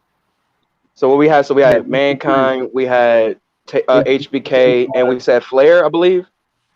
Wait, did everybody agree on Flair? Everybody agree on Flair? It's in the. I wasn't sure. I don't know. I personally, I don't have Flair in my top 5. You gotta throw Flair in that, bro. That off the promo alone, you gotta throw in Flair, bro. Let's throw some names and matches out there. Let's get a list. In the combo, Flair's in the combo. Edge and Mania's in the combo. First, you gotta throw Vince in there. You cannot throw Vince in there for a rivalry with Undertaker. We doing matches. Yeah, we started with matches. We go start with matches. In the combo, to me, I'd say that first Brock Hell in the Cells in the combo. Absolutely. It's one of my favorite matches. Jesus. Damn, you gotta throw Edge in there. You can't skip Edge. Late 2000. He said Edge Mania. We was talking about it earlier. The triple threat at Backlash. How we feeling about that? Oh, him rocking Kurt. Yeah, we was just talking about that in high praise earlier. Yeah, that's one of my favorites, bro. That's my favorite triple threat match ever, dog. The Vengeance. I'm pretty sure it was a Vengeance. Yeah, I think it was Vengeance. That sounds like a watch party match at OTR. That was a bomb ass. Yeah, that's damn near, yo. And the Hardy match, bro. We got to talk about the Hardy match too. That's in there. Which one? The one with Jeff by himself? The ladder match. The ladder, yeah. Yeah, the ladder match on Raw, the main event. Yep. That put Jeff over for real. Like he was already over, but like that took him to that next level. No, not as a singles competitor. Not as a singles. That took him The ratings were crazy. I don't know if y'all Nah, remember. that took him to bro. That was before he even had the championship. That was solidifying him. It was like, all right. He was just coming out. When Kane beat Austin for the title and then gave the Undertaker the title the next day. Or hold up, no, that ain't how it went. Austin won it back. When he beat the Undertaker on Raw, I'm getting it mixed up. He beat Undertaker on Raw for the WWE title. The ratings on that were crazy. You remember back when I think he had the Ministry of the Darkness back at that time. And Undertaker was world champion. That was a fire ass main event. And they didn't have a world title for a long time after that on WWE. Yeah. Shit, I'm trying to think. Shit. That RVD match stands out too. Like I can't forget. I was gonna say that, but it was really one-sided. It was too one-sided for me. This match was fire. Oh wait, hold on. Fire, we cannot throw WrestleMania 20 Kane versus Undertaker, where Undertaker came back as the Deadman. That's a moment. Nah, I'm not voting for that. I'm not voting for that one. We talked about against Yokozuna the first time after being gone, bro. That shit was fire. Bro. Yeah, bro, that comeback was. The Undertaker versus the Undertaker at SummerSlam, bro. Like matches. I mean, that is a moment. That is a moment. I can't be mad at that. Yeah. If we're doing top 5 moments, that's on there for sure. No. I'm saying like that match where you had Taker versus Taker, like that was like a moment in like wrestling. Like, yo, shit. When you see Taker versus Taker, you're gonna instantly think of that whole like the stories behind it, the match itself. You know what I'm saying? Like, but I mean, we were saying it earlier. Like, it's stuff that goes along with the match, other than the in-ring. Right. You know what I'm saying? Work itself that makes the match, you know what I'm saying, more memorable, I guess. I would say we gotta throw Randy in there too, bro. We gotta throw the Randy. We gotta throw the Randy especially match. if we put Edge in there. Even though I personally I would put, you know what I'm saying, I had my reason for not putting it, but I can't be biased. I will have to put that in there. If we're gonna put Edge in there. I like the Randy. I like the Randy joint because that was right after, well, not right after, but that was, you know, pretty much right after the Legend Killer. So like that had like, you know what I'm saying? That had like you really thought he was going to win at WrestleMania. You know what I mean? They brought back. Remember, I remember it was in a casket when he had Randy like a oil like what do they call that? A wax figure, a Randy Orton, and the which they brought that back from the Diesel Diesel feud. That I mean, we gotta. I would put Randy in there. I would put Randy as a choice. We not gonna act like Randy Orton didn't also try to kill Undertaker during that whole little promo. My man crowbarred this nigga to death and drove him backstage, bro, through the Titantron. Even though Randy was different. And that was another. They always had good matches, bro. Right. Like, so I'm assuming we just not including Triple H or Shawn Michaels matches. No, we are. Yes, we are. Shawn Michaels already on the list. Yeah, the 25. Yeah, that's given. That was given. 25 is on there. If I had to choose, okay, so after the 2 we got, if I got to choose the next 3, I'm going the first Hell in a Cell with Shawn. I think I'm going the Jeff Hardy match. And I think I'm going to Edge. All right, let's Taker versus Triple H 17. Hold on, relax. I'm gonna go around. Let's dust it. Give me give me 3 more matches. 3 more matches? No, like the 3. What are 3 out of the 3 out of the dress we choose? Out of the 3, I'm choosing Mankind. I'm choosing Shawn Michaels, and I'm choosing. Those are the 2. Those are the 2 that's already. No, those are 2. Oh, okay. Then I'm choosing Ric Flair, Randy Orton, and Jeff Hardy. Right. Ari, who you got? 3. I'm gonna go. Oh man, damn. I'm gonna go Brock and Taker, Hell in a Cell. I'm gonna put the triple threat in there. And I'm gonna put Edge. Who you got, Joe? WrestleMania 20, Undertaker versus Kane.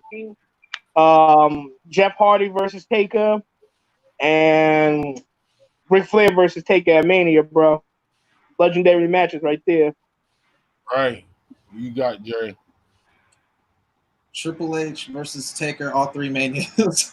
All three Triple H versus Undertaker. Yo, like, no key, yo, Dre on the son. That WrestleMania 17 one, bro, that was a hell of a fucking match, bro. Yeah, that was a super good match. Triple H versus Taker match is better than I like the the Shawn Michaels versus Undertaker matches. That's just me personally. No, I want to say that. I might have to.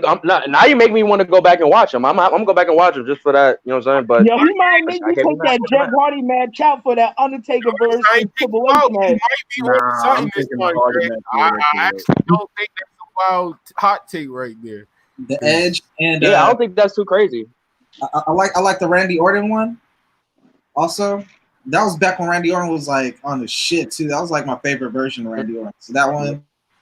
And damn, man, that Brock versus Taker was fire. But you know what though? That Kane versus Undertaker, like, I think for his character, I think that was like his defining moment, bro. Like that was like his best moment. Right? Going back to that one moment about the match. This is the storytelling of that match though, Fred. You can't, bro, that WrestleMania. You're talking about WrestleMania 20. Yeah, bro, that match was not, bro. No, bro. Bro, listen. The match, the build-up, yes, but the match itself was not. If you talk about the match, Dustin, you gotta talk about the whole thing. The fact that Kane thought this nigga wasn't. Bro, we're talking about matches. Yeah. Bro, listen. The match that look, hold on. Bro, the story, hold on. The story should get us there, but the match should be the defining factor if we're talking about matches. But listen. The story was so compelling during the match started with Kane acting like Undertaker wasn't there. The nigga thought he was seeing a mirage, bro. So the fact that this nigga was dead ass beating the shit. What was the finish? Tell me the finish. How did it Taker end? won. That's the finish. No, I'm saying tell me the finish. Tombstone, hands crossed, 1, 2, 3. What you mean? What's the finish? Bro, you know, bro. Only way just playing devil's advocate. We did say earlier that the build up, like I think we said with the I think it was Austin and Taker. It was just like that they couldn't do. It was the story was so good. I agree, but that one did not work for me. I'm the one that's saying. I just brought up. No. I know. I feel you. I agree with y'all on that. Yeah, I am the one that says that sometimes the story is what makes the match. But that did not do it for me at all. Like the end. I think what Joe's more leaning on is the storytelling in the match. Exactly. It wasn't storytelling in the match for me though. Not a good enough. I feel like not enough to make up. Not good enough, bro. Started off. Come on with the droids, bro. Remember, that's when Taker came back. Bell. Hold on, Joe. Half the stuff you talking about happened before the bell rang. Then it didn't do about what I listen. But let me perfect example why I see what you're saying, but I just don't agree it was good. Like me when I was talking about previous stories, Daniel Bryan and Sheamus. That the story wise to me was still okay, but the match. I get what you're saying, but that's two different things, bro. Bro, you know what, Joe, right? Hear me out real quick. The bell rung, right? I'm just explaining why I understand what you're saying, but I'm that's what I'm saying. It's still trash to me. I'm just saying I get the story build up. I just said to them early that story was amazing. I brought it up in the moments. The story was fire. The intro of the Undertaker, the lightning, all of that. But when they left, said and done, what? No, I didn't. Yeah, and it's not really the most memorable match on that card either. Too much. What about that? You didn't get the payoff from that match though at the end of it. Bro, WrestleMania 20 as a whole was not what it should have been. That's one of my favorite WrestleManias. Well, I'm just saying. All I'm saying is that wasn't the biggest match or really the biggest moment on the card even though it's WrestleMania, they set it up for having the biggest moment at the end. But you know what I'm saying? It didn't do what it was supposed to do compared to what How many others. matches is going to top Eddie Guerrero and Chris Benoit hugging in the ring at the end of the night? You know what I'm saying? Well, that wasn't a match. That was a moment. No, That I'm was just saying. But I'm you know what I'm just saying. How saying? many? Pull up the card. Pull up the card. For the purpose of this, That's top 5 WrestleManias, bro. No. It's not even the purpose of pulling up the card. I think the thing. Yeah, is it's under. we're focusing too more. We're focusing too much on the moments in the match, this is other than the action in the match. You know what I'm saying? And it's nothing wrong with that. Once we talk about Undertaker moments or such of that nature, then we could be talking about WrestleMania 20 because we're talking about the return and the stuff that did in that match. Those are amazing moments for the story of Undertaker and Kane. You know what I'm saying? But we're talking about the match itself. We can't compare it to like a Jeff Hardy. I'm gonna yell out some matches, and I'm gonna go around and see if they make the bottom 3. We gotta agree. We got Michaels 1-on-1, and then we got him versus Michaels in the cell. We need 3 more matches. Undertaker versus Ric Flair. Dustin, yes or no? Hell yes. Corey. I'm going no. Ari. No.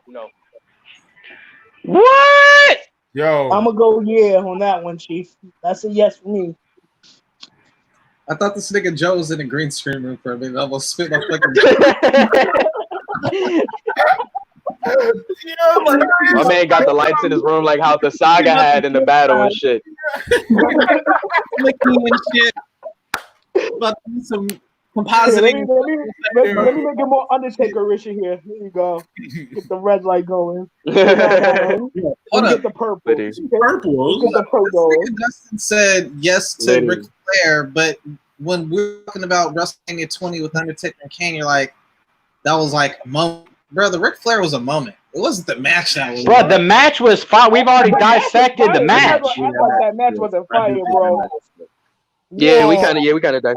We got color and everything in that match. Like, wow. I don't understand where the no's coming from. Oh no! I mean, I just feel it's a great match. I just feel there's some other matches better. Hold on, Ari. Let him explain himself. You saying Undertaker versus Ric Flair was a moment, not a match? I'm saying like they had a match, but I'm saying it wasn't like this is best match. It was the story in the moment in the match that like made it more. Yeah, in the match. But that's the difference of what we're talking about. What we said and Joe said. No, it's the same thing. It was not a better match than the Kane match. There. What? Oh, you are tripping. I don't know about that one, Chief. You reaching on that one a little bit. Match. If I'm going off a straight like just memory and just like if I could just look at, you know what I'm saying, a WrestleMania and me, or just like Undertaker's career and point out like a match that sticks out, I'm probably like, you know what I'm saying, there's gonna be a bunch of other Kane and Undertaker matches that's gonna come up before that one. In fact, let's get out of that one's that's on the side. It's 3-3 actually. Yeah, 3-3 on that one. Yeah. So we're gonna put that to the side. So Undertaker versus Kane, WrestleMania 20.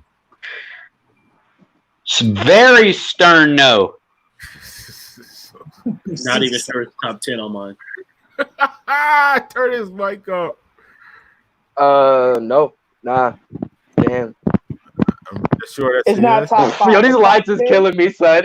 Top 10 years. Yo, you look like top 5. Grand Theft Auto loading screen. Bro, Joe, I hate you, bro. You're the whole reason why this is even being brought up in a fucking discussion, and you're gonna say maybe a top 10. Don't hate the player, hate the game, Chief. Oh my gosh. GTA 6 coming soon. GTA 6, I'm dead. I'm certain this is top top 5. No. Top 5, no. Just a simple fact: Shawn Michaels and Triple H will clear out my whole top 5. All right, let's damn. Triple H do got a lot of matches. Let's not pick. Nah, the reason why he got the top 5 The to Hell keep in it a funky, Cell. bro. Hell in That a Triple Cell. H man. Hell in a Cell. Which one? With Hey. with HBK and Triple H. Oh my God. That's when Kane debuted, right? No, the first one. Yeah, the first one. Let's do the first one. Oh man. I'm gonna say no to that. This one is difficult. I ain't gonna lie to you. That's a yes for me.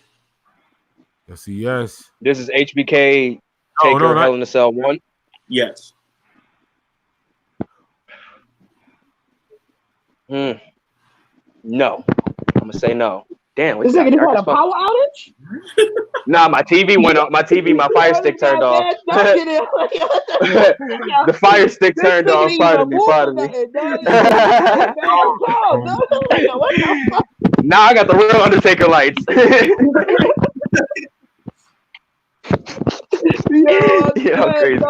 Bruh, Taker pulled up on your ass, bruh. Yeah, facts, dog. That shit look like this nigga's about to choke. Dead ass, though. You said no to my Ric Flair match. Like, Mark? Like, nigga, this nigga pulled up as Mark Calloway. Oh, shit. No, it ain't better than the 2 WrestleMania matches he had with Shawn Michaels, and I don't even know if it's better than the match he had with Shawn Michaels, where Shawn Michaels, the casket match where he got injured. Oh God! Right. Well, I don't think it made it list. I'm gonna give it a slight no, just because Kane stole the shine. That's what I'm saying. That's my reasoning. Is like no one really. The only thing people remember is him falling off onto the table. And then Kane showing up was like the icing. Like that was the entree. Undertaker versus Triple H. Which match? Let's do the. How are you in here twice? The Hell in a Cell. Over WrestleMania 17, though? It might have kicked Ari out, and he might be trying to join up again. There you go. There you go. Yo, that one over like, WrestleMania 17, Frass. If we're talking about the 17 match, I would say yes. I'll vote yes for that one. I'm going slight no. If we go in Hell in a Cell, it's a no. But if we go in WrestleMania 17, it's a yes. They're all yes for me. Dre's so done with the bullshit. Yo, is Ari froze on a damn right? So we went from GTA background to Ari the actual mother. Bro, I got a screen. Like the actual loading screen. What are you doing? Ari looked like he fed up with his 2 kids right now. He kind of got that double team dream pose going on right there. The match, you know, they didn't like you cut me off that quick to switch to Ari. My Wi-Fi had to interfere for me, you know.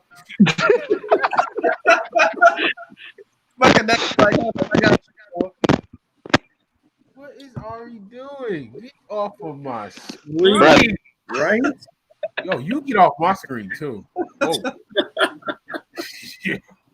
Don't talk to me that way, Frass. Talk to me that way, nigga.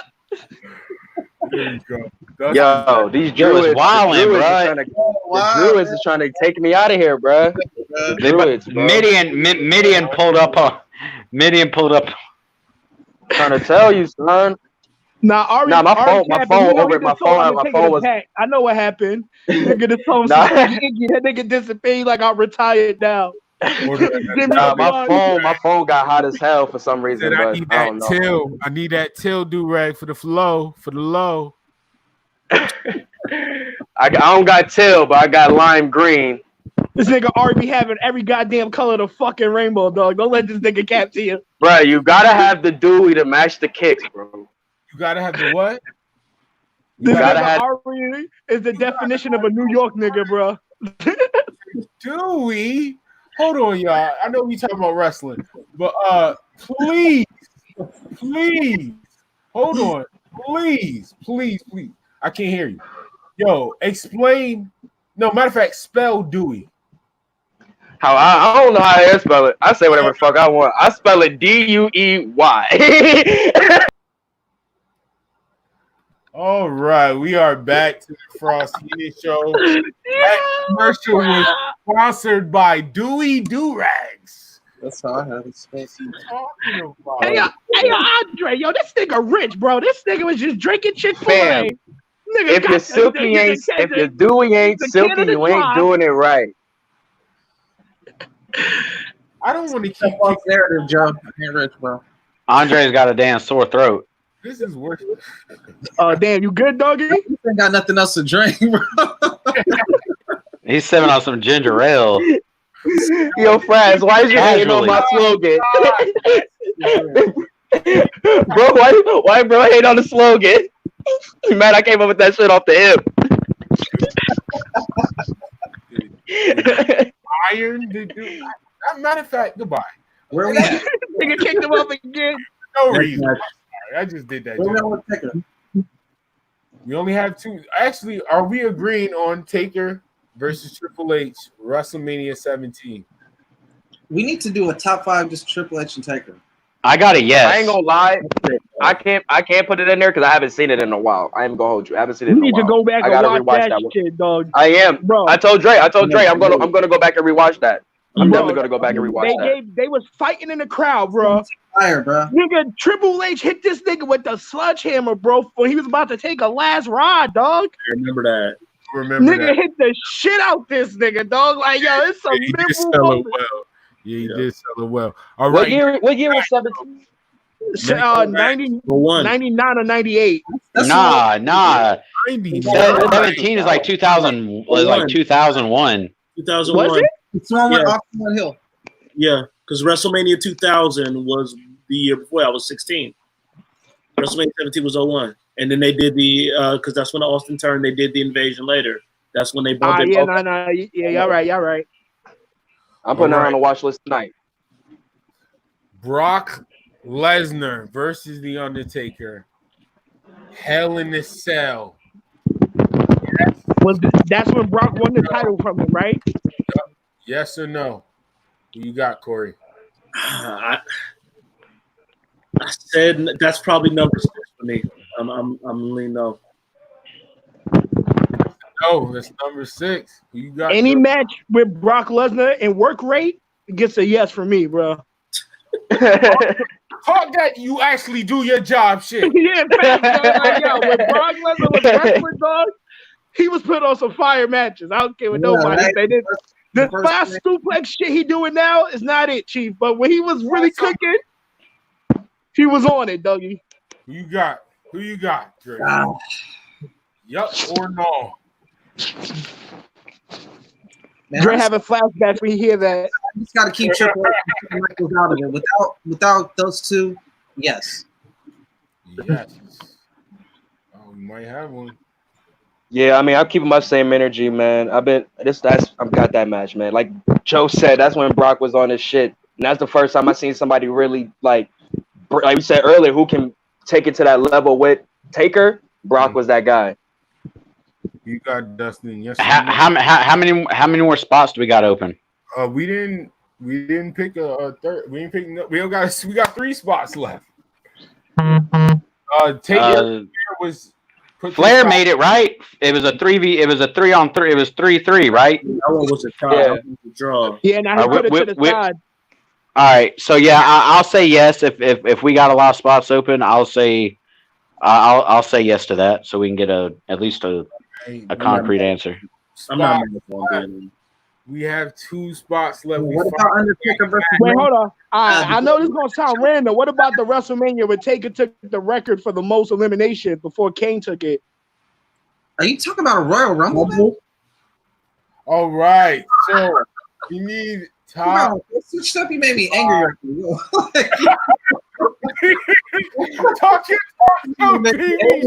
This nigga, man, no, bro. We do not count those, man. That is definitely not. So what about the Buried Alive match, though, in your house with Mankind? That match was wild, bro. All right, that's. I personally put the Hell in a Cell over it, but Corey, I like that. Mankind. Actually, Oh, that one because we already have the Mankind match. So yeah, the Buried Alive match. Well, we got Actually, no. Stone Cold versus the Undertaker Buried Alive match. Bang, and that's the one we was talking about earlier. Yeah. Is that in the top 5? That's a good one. I know. I'm keeping the same that I listed earlier. So that one would be top 10 for me, but not top 5. Right. I haven't seen that match in forever, dog. So I can't even give you an answer on that one. I appreciate the honesty. Yeah, hey.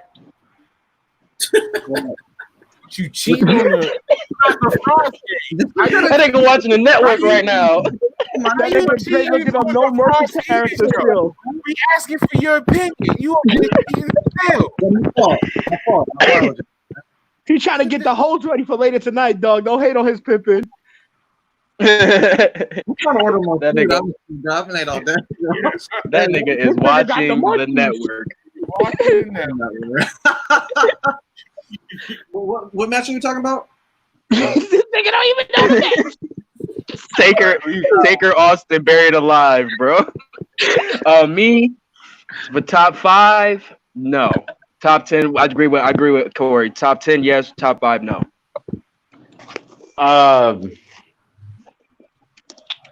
Damn, bro. I do remember it being really good. I remember it being one of my favorite. That's when his hand came out of the fucking. Was that the one where his hand came out of the ground? I think so. Where all the hills, all the hills came in and. Yeah. Man, I want to. I'll say yeah.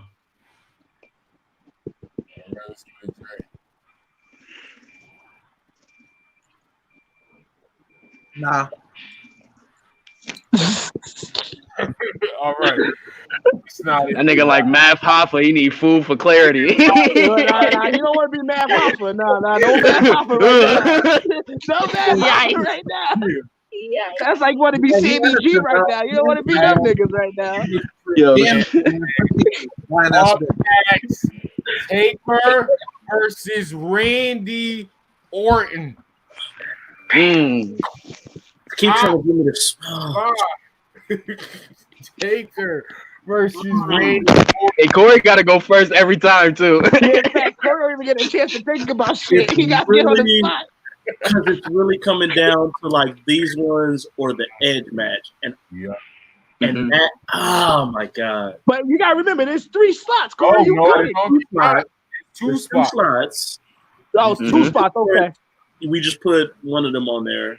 Yeah, Brock versus Brock. Right, the Brock match. Brock match just got one. If I gotta, I'd either have to knock off the Edge match or the Hardy match, and nah, I can't do it. No, that's a no. See, this nigga Corey always be fucking me up, dog. Cause I was gonna say yes until he brought up that Jeff Hardy match, dog. So it's gonna be a no for me, dog. It's gonna be a no for me. Who knows? Randy Orton versus The Undertaker. That's a thumbs up. Oof. Fuck. This helped push Randy Orton's career. Man. Even before I know. And you know what's crazy? You know what's crazy? More? But no. I said that earlier, Joe. I said that earlier, and they answered that for me because Undertaker helped everybody, every youngin he was in the ring with, so everybody benefited from it. So I can't really use that as an angle. He didn't help that nigga Maven. Maven got the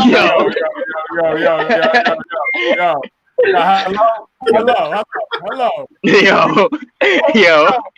I'm just saying, doggy. Dre alone. He got his hair back. He good. Man. Said you look like Maven.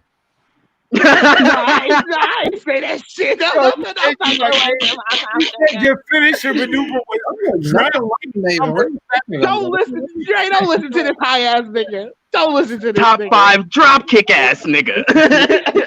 Yo, but man, if I real talk, I'm gonna go with Randy because if I take away that chair shot on the ladder,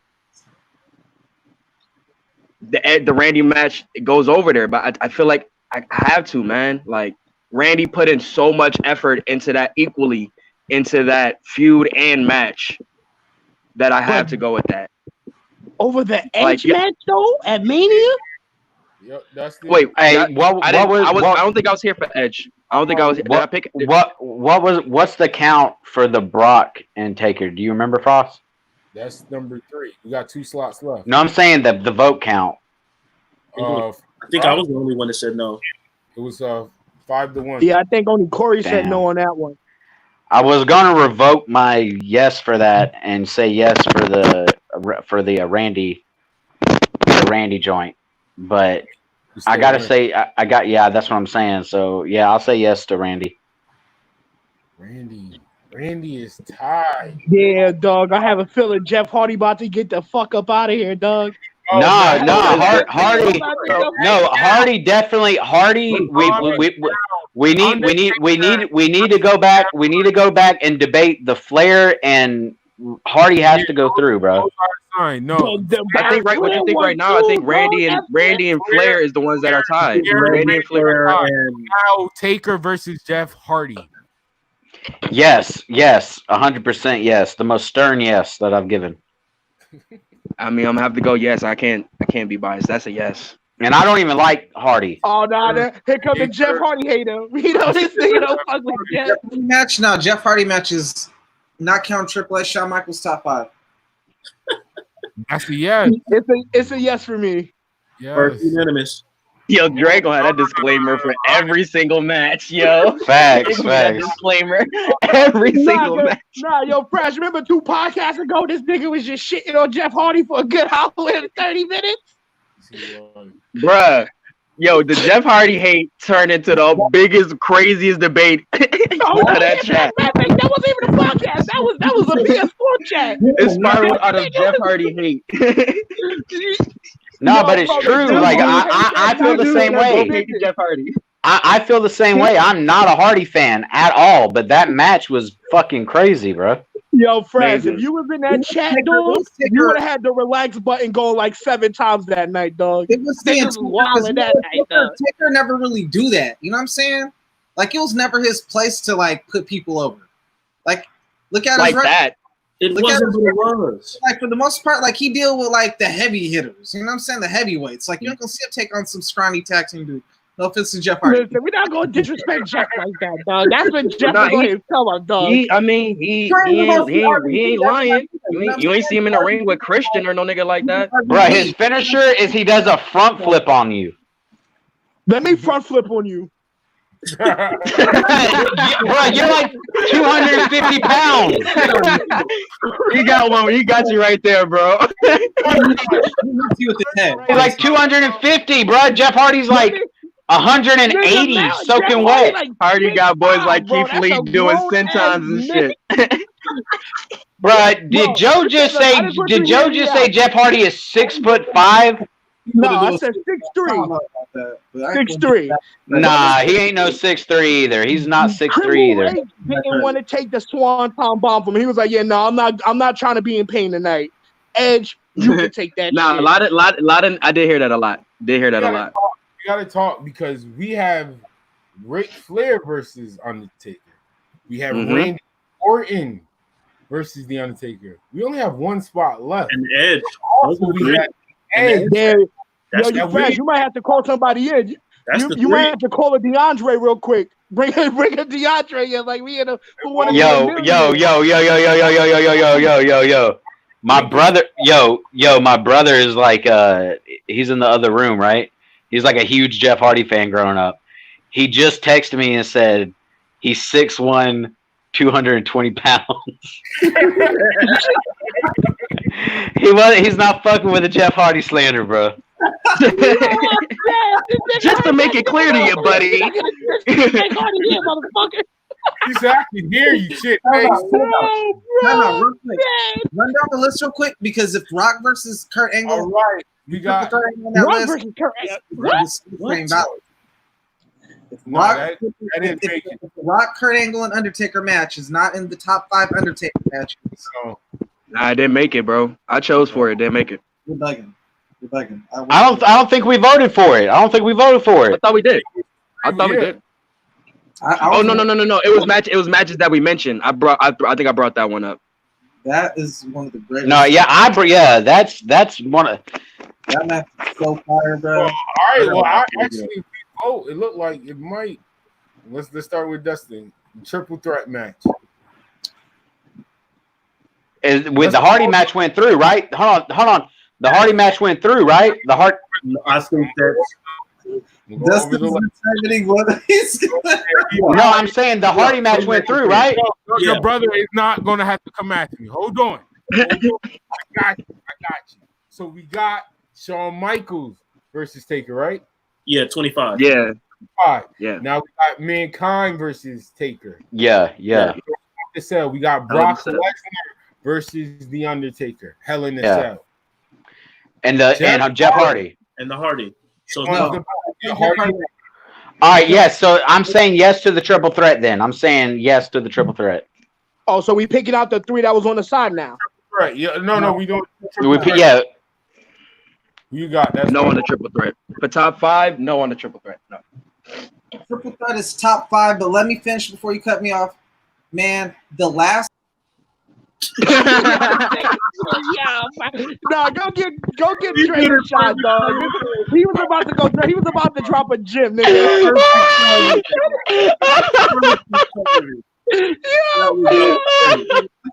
That last era match between him and Triple H with Shawn Michaels as guest referee is definitely top 5, bro.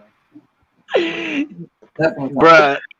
Through your disclaimers, we knew that. It's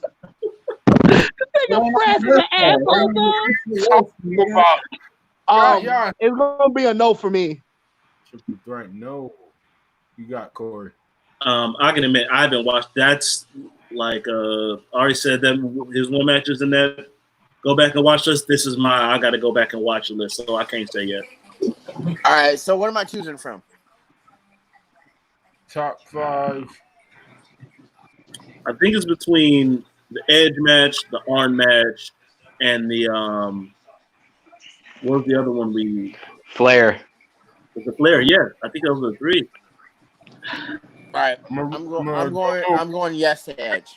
I'm not really kicking you out. You went for your yes for what? Edge. I'm going yes for Flair. Yes for Flair. Wait, you're telling me the Flair match is better than the Edge match? Yes, bro. Yeah. I got the Edge match. Bro, all he did was whoop Ric Flair's ass during that whole match. Bro, he didn't whoop his ass the whole. Bro, you had an Arn Anderson. You had an Arn Anderson moment, dog. Don't forget the best spine buster in the business. I don't give a fuck about Arn Anderson. Ric Flair still Nah, he jive right with that, bro. I love that. Right. Taker was whooping that ass very much through that match. Yo. But that's what made it such a good match. It was. That's what the story was. That was what the story was, because that was Taker. No, wait. Bro, Taker fucked up his son, bro. He was beating the shit out of an old ass veteran. Joe, I do give you that. Yeah, no, he was whooping the shit out of him after with the fucking thing off the bike, the fucking pipe and shit. I give you that. Right. He was. Like what you had in the Edge match, you had the botch with the cameraman. Is that it? What moment where Edge pulled the cameraman and the cameraman didn't catch Taker? I thought that was Shawn. That was Shawn. My bad. Yeah, what the fuck you talking about, nigga? That was WrestleMania 25. Yeah, but that's not that's and if I'm not mistaken, that was Jimmy Snuka's son. Hey, you had me thinking. I was like, what are you talking about? I thought that was WrestleMania 25. My thing with choosing that over the Flair match, it was just that being on that edge of your seat at every moment, because like we were saying, Edge being in that ultimate opportunist bag, you really didn't know if he would really win this or not, like, or more so, how would he win this shit? Just being such a opportunist ass nigga at this time, you know what I'm saying? Could he actually pull it off with Taker? But going into that, you know what I'm saying, you had moments. I'm just saying you had moments in that match. He was at the edge of your seat, you know what I'm saying? And I think with the Taker match, it was more so of a like hands on your cheek type shit, you know what I'm saying? And then at the match, like when the match started, they were both undefeated at WrestleMania. Like, Yeah. kind of like they threw that. But out no one there. gives a fuck about, bruh. Edge is so overrated, bruh. What? What? Edge is not. We're not going to start Bruh, Edge is so overrated, Edge is the bruh. definition of starting from the bottom. That was a Down here, bro. WCW guy. Thank you. I can never say nobody from that SmackDown 6 era is overrated, bro. That's just me. If it wasn't for like the little moments Edge has, like the jump from off the ladder, the spear through the ropes, through the burning table, like it's those moments that make you like, all right, Edge is like fucking legit. But like without those crazy extra little props, those John Moxley fucking theatrics, man, like Well, let me know that you were rooting for Randy. Hold on. Can I? I think I can say this because I mean I've said this plenty times. Edge's come up in WWE is one of the most through the mud, thorough come ups in WWE. Especially for a new era dude, especially from listen. After. Hold on, let me finish. Hold on, y'all. Let me finish. Hold on, Dre. And remember, this is after. Remember, this is after the Austins and the Rocks and such. You know what I'm saying? This is when Vince was looking for their next superstars. You know what I'm saying? Not saying he was the one that was the next one up. No, he wasn't. He wasn't even picked for that. You know what I'm saying? He had to work for that. Okay, yes. Shit, bro. No, yes. I will give you guys credit. Once he broke up from Edge and Christian, they gave him the slight push. You know what I'm saying? They gave him the push over Christian, even though I think it was warranted. But he was better than after Christian. that, once he got sent to SmackDown and started, you know what I'm saying, that was really new playing field for everybody. He came through the mud and got over organically. Hold on. As a heel and as a face. All right, can I say something real quick? Go ahead. Heyman said it best, and it applies to Edge as well.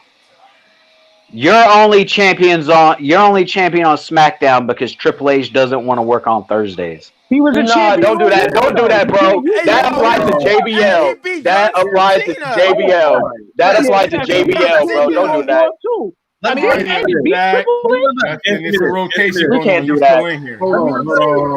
That was some good work by Dustin. That was a hot take right there, boy. I tell you what. That wasn't a hot take. That was not a hot take. Wait a minute. Did Edge beat Triple H for a title? Yeah. I realized you did. I think tell you did. me 5 people who at their peak were more hated than Edge was when he really turned into that Matt Hardy shit. It ain't 5 at their peak. I can probably tell you 2. I can probably just give you 2. Took that Edge and was damn near had a sex tape on live television. Yeah, facts. Talk to these niggas, Fred. I'm sorry, yo. I'm sorry, Dustin. I'm gonna let you talk because I know you got something to say, but nah, we're gonna have to turn my mic up. I was almost on your side with the Edge thing because I agree.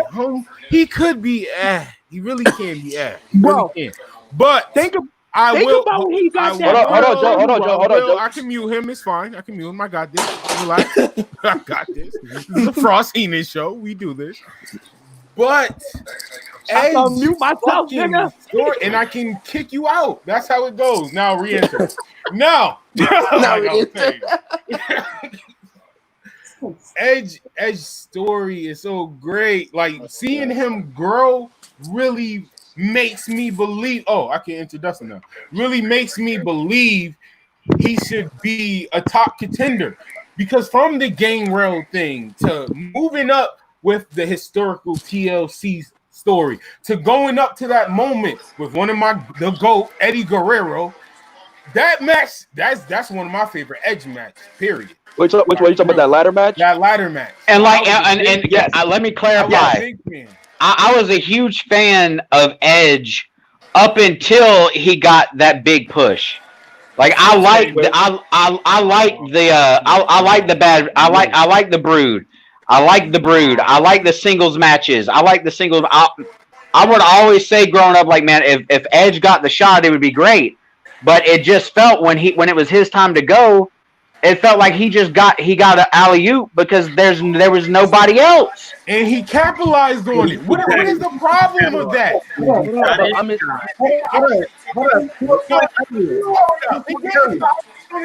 And he became the man. Like the gimmick, look at the stuff he do. If we agree with it or not, he was a great heel. Like he had a good.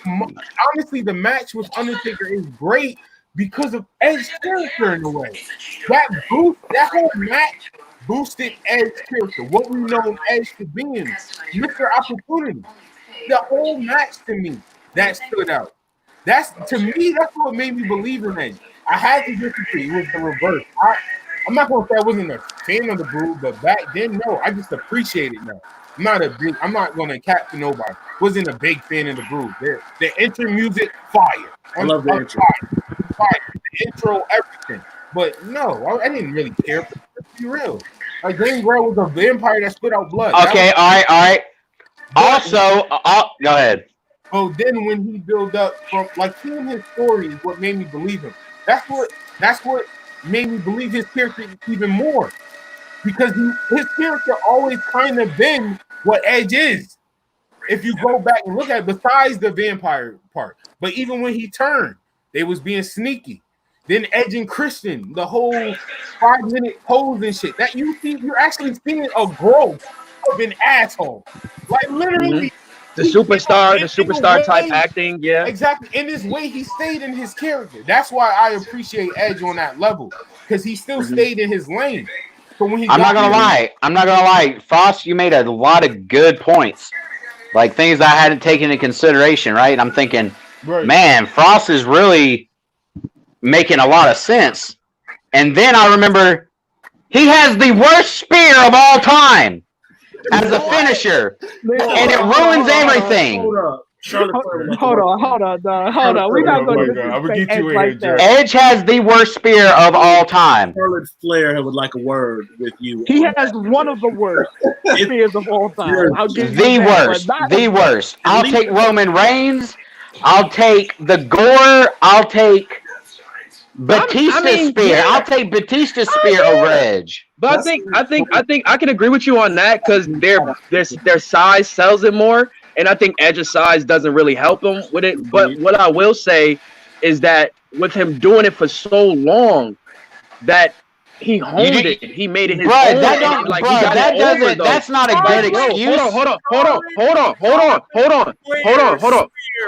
He just did it a lot, so he didn't care anymore. I just agree. Hold on. I just agree with you. I agree with you that theirs is better. I'm just saying why his is still like, you know what I'm saying? It's not like I don't hear nobody really like go mad about it like that because he made it. He got it over from the way he did. Like, bro, it is a stomach clothesline. Hold on. Before Rhino. Hold on, bro. See your point with the Jeff Hardy and the Matt Hardy shit. Or no, with Jeff Hardy, you said with Edge, you said he got it from out the mud. No, the Hardy Boys got it from the mud. They were the ones doing the matches, starting off in the ring. Edge didn't get it from we're not talking about them though. We're not even talking about them though. We're talking about Edge. We're not talking about Edge. Hold on. We're not going to discredit Edge like that, dog. That's crazy. You bugging out for that one. Hey, bro, people don't like to hear the real, man. This is spiraling into the same conversations that we usually have. This is spiraling to the same conversations we have. They both got it through the mud, and they both were in the same. They were in the same predicaments. Got it out the mud, right? You said that's what you just said, right? Edge had a better career than Jeff Hardy. Yeah, bro. Edge. Well, that's why they really went with him because Corey, I'm the same way you're looking. Like, what the fuck? He went from a player 3 ass nigga to a player 1 ass nigga, bro. Let's keep it G. To a player 1 ass nigga, and you're not going to discredit him like that. I mean, my thing, like I said, like I can say, man, like I was finished saying, like, take away the spare shit, because I mean, I like the execution more than the spare. That's me personally. I like DDP, but he doesn't use it. He doesn't. Hey! I just say what I like. And I was explaining why he got the spare over. Now, if you see anybody in WWE, I don't know how long Rhino was doing the corner get up thing. I ain't see Rhino till 2000. You know what I'm saying? But Edge was doing that build up and all that shit like that to the spare. And ever since then, you see that's Goldberg. That's what Goldberg did. Wait, hold on, time out. Edge is doing the spear in 97. You got to go back. And then he stopped doing it and started doing it again. And he should have because it's trash. I give you the Goldberg angle. But what I still say that Edge got his moves over just the same as he got himself over, bro. Everything. Bruh, he got it over because that's just what he used. Right? Not one time did I see an Edge spear and was like, oh man, yeah, that could take down the Undertaker. Yeah, a stomach clothesline. I'm not looking at it like that as a kid, bro. I do. I play devil's advocate, and I'm gonna lean on Dustin's side with this one. Let's go. He got that fucking what did my boy? I forgot the name of that type of. He had the Impaler. He had the fucking badass DDT. The fakes like sweet chin music build up. That's why he got over. That's like Drew McIntyre going 3, 2. The corner in the I hate that. Well, that's corny. That shit was corny. That shit is corny. We're not gonna wait. No, we're not gonna do that. No, I didn't say. Okay, but no, go ahead. Talking about what he's doing. That taunt hypes the move. Every time somebody goes in the corner and do a taunt, it hypes the move. Nobody's not saying the Claymore now. The Claymore been over. I like it better when he was a heel. Right. Just hit that. All that countdown shit. Out the blue. What I'm saying is the fans are more behind it because of the 3, 2. Like I was a victim. What fan? Tuning up the fan. I don't think anyone here is arguing that Edge's spear is good. I think we're all on the same page with that. No, I'm talking about the over part. I'm talking about why they saying like he got it. I'm thinking I think a lot of people get anything over by having a taunt in the corner. Bro, perfect example. What's his name? What's Paige's ex-boyfriend? The fake Andrade. Isn't that a credit? But isn't that a credit to the wrestler? The fake Almas. Who the fake Isn't that a credit to the wrestler then that he can get a shitty move over? No, that's like Cheap Heat. That's Cheap Heat. That's not. I give. Like, can I also say Jericho was so hold on. Let me put it to you like this: the sweet chin music, right? Like that's the corner. That's what started the corner taunts, right? Right. You're just as excited when he just pulls that thing out of nowhere and hits somebody with the sweet chin music. That's what I was about to say too, though, bro. I was gonna say he does a great out of nowhere spear also. That added to me liking his spear also. Yep. You know what I'm saying? And I'm not. And once again, just like Corey says, hold on. Just like Corey says, I agree with just like you said in the beginning. Every person you said, I like their spear better, and I gave you the reason why I like their spear better. But I'm also giving you the reason why I like Edge's spear also. You know what I'm saying? It's not top 5, it's not 1, 2, or 3. But I will put it, you know what I'm saying, as one of the dudes. When I see spear, I'm going to think of Edge. He's going to be one of those dudes too. Because you do it all the time. Flair over Edge. I'm telling you, I'm just giving you facts, bro. I'm just giving you facts, bro. I'm just giving you objective facts. I'm giving you objective facts, bro. Just like Corey just said, bro. We all agree Edge's spear is trash. We all agree to that, bro. It's just a fact, bro. The ultimate opportunist, bro, use a shitty spear. It's like the MJF effect, bro. He sneaks to win the matches, bro. It's the fact that you hate it so shitty and you as someone who listens. Hold on. This is a new thing. Frost sidebar. Yo, excuse me, sir. Man. Hey. Hold on, please, because I don't think I like what you said. Amongst all that chatter, did you say you don't like when the super kick is executed? Hold up. You say what? We was talking about when the sweet chin music is delivered. You were just no. Said they like it better when he could just hit it out of nowhere as opposed to the setup. I'm saying I like it better with the setup because the setup came with the kip up. You know what I'm saying? Everybody fuck with the kip up, bro. Like, hey, as a karate nigga. We have to teach ourselves how to do that shit. I know how to do that kip up, bro. You know what I'm saying? It took a minute learning how to do that kip up, bro. Like, yeah. But no, I mean, like I said, I agree with Dre. Like, you know what I'm saying? Some moves need that setup. But some people like who can really master and make a out of nowhere move, like they hit that shit out of nowhere, pause. it helps sell a move. It helped Randy Orton over his time. I think it really helped Edge over his time. It helped HBK over his time also. Any person that can, especially when you're that size too, you're elusive, you can be able to, with their speed, you can be able to do your move at any second like that. Right. It helps them Edge get is their like over. That's all I'm saying. I'm saying it's certain ways that you can be able to get your move over, and he did little things like that. Now, once again, the guys you said before, their power, their strength sells their move more than all the, you know what I'm saying, more other things, smaller guys like, you know what I'm saying, Edge will have to do. You're speaking like Edge runs a 4.6.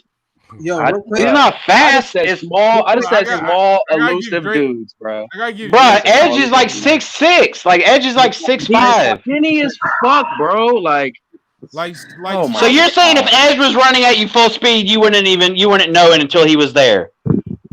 All right, man. All right.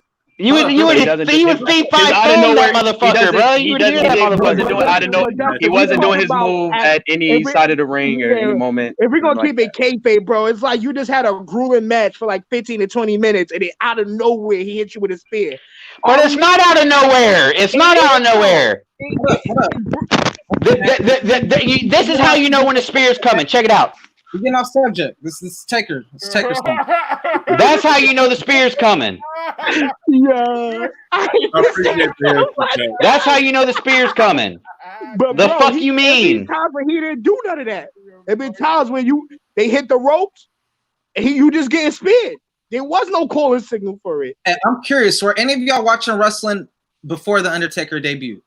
Because I know y'all young. Y'all younger than me. No. I was like 6. I was like 4. So, like, I know when my little sister was born, I remember this shit. Like, I wasn't even born yet, Chief.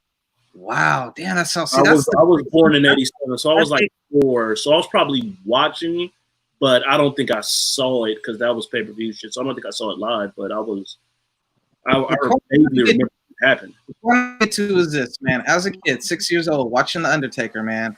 This is the only person I ever watched growing up. I'll never you were 6 in 91? God damn. Old ass nigga.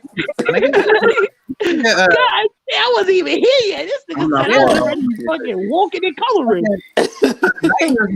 When he first appeared, bro, during that time and everything, there was still no internet, so like everything was like you didn't know what, you know. So for a kid, you thought the shit was real, you know. When he first debuted, man, that nigga gave me a nightmare. Like that nigga, like niggas. That motherfucker.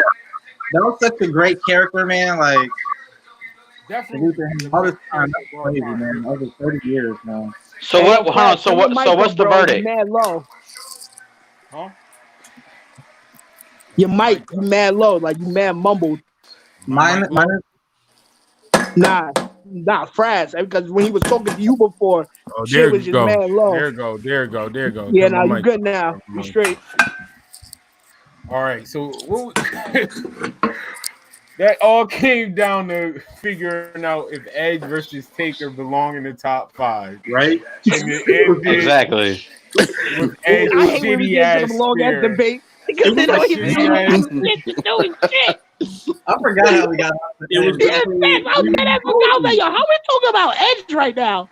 Like the last 20 minutes. Trying to debate if he should be in the top 5 with Taker. It's Taker Edge, Taker Arn, and Taker Flair. I don't know what they're on. Yeah. And what was the third one? Was it Triple Threat? Yeah, the Triple Threat. Hey, my nigga DeAndre, are you wearing a Bulls shirt, dude? A what? No, I'm wearing my work shirt. No, it's my work shirt, bro. Man, I thought you had on the Bulls shirt. No, it's my work shirt, bro. I got home from work when I started watching this shit, so I haven't changed yet. I'm just now making my dinner because I gotta go to bed and I gotta be at work at like 2:00 in the damn morning tomorrow. God damn, you nigga. Damn. It's 10 o'clock. I work 2 jobs too, so that's the thing too. Like I'm like, fuck. Yeah, this nigga working. All right. Hold on, I can't talk right now. I'm on the game show. There you go. I got you. Talk that Joe shit. Joe put me with that shit, man. He did his Joe shit. Pulling that rank, man. Yeah, I'm thinking Joe's about to win $1 million. Listen, I gotta call you back. I'm busy. I'm more excited in my life. You know what I'm saying? You want my attention. Buy a vowel. Buy a vowel, Joe. Buy a vowel. W. This man said W is a vowel. That's a joke, nigga. Yo, we need a fourth match. We need a fourth match. We still Okay, hold on. Hey guys. Just one thing I want to say. What about the Punk versus Taker match at WrestleMania? Hell no. Deserves mention. It deserves a mention, but not top I five. was just saying. No, it definitely deserves a five. mention, but not top five. Definitely a good mention, though. Really? Definitely. No, I did too. That's why I said it was a good mention. I love Punk. Definitely. And I love Punk having The story. Oh, we having the dressed old- up he as came out Paul in the Bearer. old, Oh my the old god. Wait, hold on. Are we I'm wait? biased. One match that I know we haven't brought up, bro, and I kind of don't want to bring it up. One But- time, what did you say, Joe? Hold on. But the Brock Lesnar versus Undertaker match when the Streak got beaten, bro, like No, that was just. we're not talking about that. No. No, fuck that shit. Hell no. Bro, Not his match. Bill to Bill. Not Bill to Bill, we not. I don't. No, we're not talking about that. Not 'Cause it Bill to shouldn't have Bill. ended. Man, that hurt my feelings. Bro, it hurt mine. I kicked Yo, everybody in my that's house the, for WrestleMania. you know, Joe, I ain't even mad at you because that's definitely the next. If we could finish this, we can talk about who should have ended his streak. That's crazy because that's when I started watching wrestling again. That Mania. Kane should have ended his streak. It should have been Facts, Kane. me too. It should have been a buried alive match where Kane buries him and Undertaker goes out. That's how I will say, like in the sense of like that match made me watch wrestling again. If that helps, because I was like, holy shit! Like somebody finally did it. Like, damn. Hey yo, I gotta charge my phone and I'm gonna pull back up if y'all. All right. Bro, why you coming out real fast like that? I know that Joe, man brings up pain to some people, we don't bro. talk about that shit, Joe. Joe, we don't talk about that. I will admit it. Business wise and the bigger things, I completely understand. That's where he should have retired. That should have been his last match right there. I That was mad Lesnar for the match. longest time about when Brock that happened, Lesnar I thought he Taker, would retire. and then finally watching the last ride, I realized why Taker lost that match. He was concussed. He had a concussion. You give me a migraine headache from laughing, bro. Like you. I hate it when you do it to me. I know, God damn it. So once again we got HBK, Mankind, Brock. We still filmed Jeff Hardy was 4. Jeff Hardy was 4. And then So we decided between Edge and Edge. triple threat. Edge breaking the triple threat. Edge, no, Hardy is on. It's Edge. Yeah, so I think it's between Edge Flair and triple threat. I mean, him and Edge had a rivalry, which was great. You know what I'm saying? Like, so, like, I'm gonna pick Edge on that. Wasn't the Hardy a rivalry too, though? I ain't going to pick. No. It lasted like a couple months. I'm not putting the Edge match over Orton, though. I don't know. Yeah, that was too. Yeah. For me to break the tie of the two, I went with the outcome. Maybe I appreciated Randy's immediate outcome from what happened more so of Edge, if that makes sense. But Edge was more established by the time they fought than Orton was. Orton was still just in it, so of course he would get more off the other side of it. Yeah, I think as to what the Edge match, what a Taker match for Edge was like a great accolade to kind of like, you know what I'm saying, further solidify him as a top guy at that time. As to that match with Randy was the match to solidify him as a top guy. I think you know what I'm saying. Now somebody correct me if I'm wrong. Was the Mick Foley match before or after that?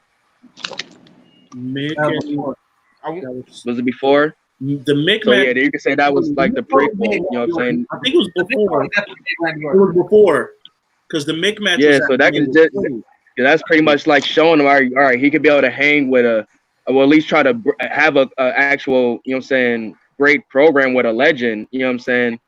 well, let's see him doing what an active legend at least. You know what I'm saying? Now, and he did it. You know what I'm saying? So I think along with Taker too. You know what I'm saying? Another Not because you can't.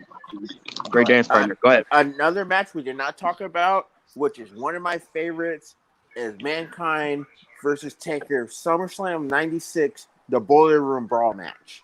We was talking about that earlier. We were talking about we were scared as fuck of boiler rooms. Yeah, that's facts. Yeah. Okay. I wanted to get on that. I didn't know if you guys touched on the subject. But that is a good point. Matches that we're going to talk on. That was there was a match with Kurt Angle. I want to say it was like 2008, No Mercy. No Way Out 06 was 06, bro. The main one that I know of that I'm gonna go back and watch again. I know that when it was Mark Henry versus Kurt Angle at Royal Rumble 06, and he came out and broke the ring by just doing it, raising his hands up, and that's when the ring broke, and that's how it came Kurt Angle versus. Yep, I remember now. Oh, another rivalry that's very underrated. I don't know if they fought a lot back in the '90s, but Goldust versus Taker. That was a minor one. That was good. I remember when they were trying to do that. Really big. Like, it wasn't really big. Like I was saying, it wasn't really big or anything. I get what they were trying to do, but Goldust wasn't the guy for it, really. But I loved how you guys. I heard you guys touched down on the final four pay-per-view in your house with a Stone Cold, Raider, that was a great match. Bret Hart versus Vader, Taker, and it was for the and it was for the title. I watched that match. I didn't realize how good it was. Like Vader just started bleeding off just 5 minutes in the match. Damn, that's a gem. That's a gem, bro. Too. Like I forgot. I heard. I got in right when you guys were talking about that match. I was like, bro, I just watched that like 2 weeks ago. So are we going with Randy over Edge? I still vote for Edge. Yeah, I still got Edge. So the question is, Randy, the better match. We only got one spot left. So are we putting those tiebreakers? We got to really condense this shit. Unless you want to knock out the Hardy or the Brock match. And if I take Edge, it's off one match. And it's not WrestleMania. It's SummerSlam. So we taking off the Hardy Hell in a match. Cell match. I'm not gonna lie to you. No. Because how this started is I brought up Randy versus Edge. The only reason I brought it up because I was trying to do an elimination process. To me, right, it's like the same match in a way. You know what I mean? Like the magnitude of the match is on the same level. So that's what I was picking. We all slightly still disagree or have other reasons. But I'm not gonna lie, now it's been brought once again. Undertaker versus Mankind Royal Room match is. That might have my vote. Yeah, and that's when Paul Bear turned on the Undertaker. We didn't expect that. Yeah, man, He got in the ring and hit him with the fucking what the fuck? Darn. Hit him with the. That was a great build up, man. When I went back to my rewatches, man, and like that was kind of like Undertaker was like the plot device for Mankind's debut, like it was. That Boiler Room match was like that culmination, in a sense, to that whole feud. That was Mankind's first with the camera, like it was. It was his first big match. That was Mankind's first big out back in the day too, bro. He debuted after not after WrestleMania, which was one of the first. Mankind, another person. Man, his character, man, was just so on point, bro. Like. It was scary as shit. So really, I just remember seeing. I was like, "Who is this? That white dude pulling his hair out in the fucking boiler room?" Like hey, wait a minute. When he put people in the mandible claw, bro, and you see white shit coming out their mouth, you're like, and he had that shit is this? And he was doing a little squill with it too. Hey, they have that in fucking Warzone. You hit them, you start screaming like a farm animal and shit. You're like, what the fuck? But that was the thing, though. So when he was doing that shit to Taker, it was like, yo, what in the fuck? Like, to Taker? Like, Taker is getting taken down by this random ass psycho motherfucker. Like, this is before Kane. Like, you know what I'm saying? Like, it was 2 years before Kane. That's the thing. Oh, Loso, you sleepy ass nigga. This nigga always sleeping, dog. God damn. Bugging right now, bro. Y'all bugging. So can we agree on in the last spot? I'm still on Edge. Yeah, I'm still on Edge. Unless you want, like, if you wanted to take out, I told you I had the Brock match at 6. And if you wanted to move that out for Orton, I'd be okay with that. But my vote is for Edge. If those 4 are set, we need one more. My vote is for the Edge match. All right. That's why I figured it has to be down to Edge and Orton. That. So wait, the Hardy one's out? No, Hardy's 4. No, it's still there. Or Hardy's 4? So it's between Edge and Orton? This is the last one, yeah. No. Yeah, I'm giving it to Edge. If it's between those two, then Orton. Edge. I'm gonna go back and what I said. I'm gonna go with Edge because I like Randy versus Mick more than Randy versus Taker. Right, so with that, our top 5 for the culture, we got Mankind versus The Undertaker, Hell in a Cell. Brock Lesnar versus The Undertaker, Hell in a Cell for the title. Shawn Michaels versus The Undertaker at WrestleMania. Jeff Hardy versus The Undertaker in the ladder match. And the 5th and final one, Edge versus The Undertaker. Ari, not legit locked in. That is 5. Okay, Ari. All right, Ari. Hey, this is what I'm gonna do. There's 5 matches. I'm gonna give you a chance to call out a match and name a match to replace it with. Wait, what'd you say? What'd you say? I don't He think said call out a match to replace a match. I just read off the 5 that we kind of broke down. We narrowed it down to these 5. But there's some matches I see that some people would like to switch, and it might make sense to switch. So I'm gonna pick on somebody. Pick one of the matches you will replace for another one. Is it the same? Are we picking 2 different superstars or same? No, superstar? still Undertaker. Still Undertaker. Undertaker? Okay. So any match on the list for a match you think belongs on the list. Okay. So first, since I saw the thumbs down. The Triple H WrestleMania, the last of the era. Take out the Jeff Hardy match. Oh no, take out the Edge match. Take out the Edge match. I ain't got none to change. I agree with the list. If I take out one match just for storytelling wise too, I'm taking out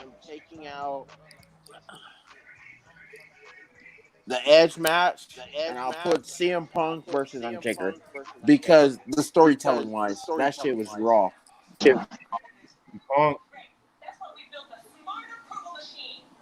So me, oh my bad. If I could, I'll probably switch Randy with Hardy.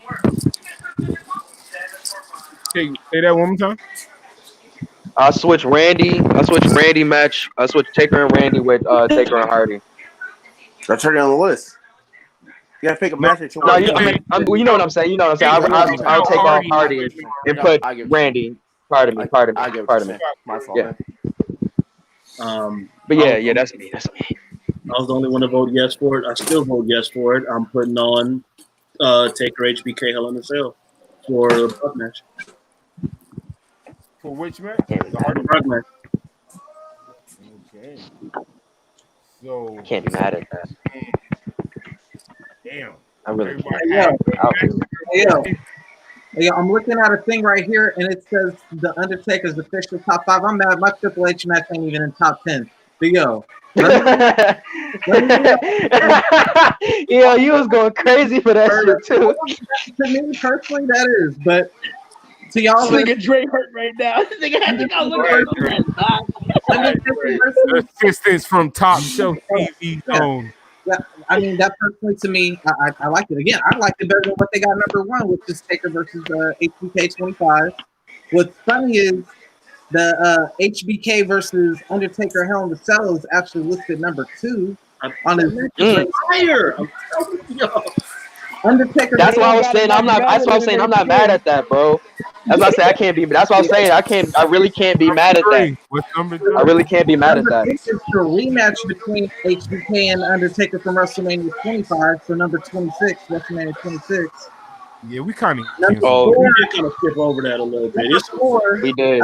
I think this is one we all got mixed up on originally when we kept talking about Undertaker and Kane.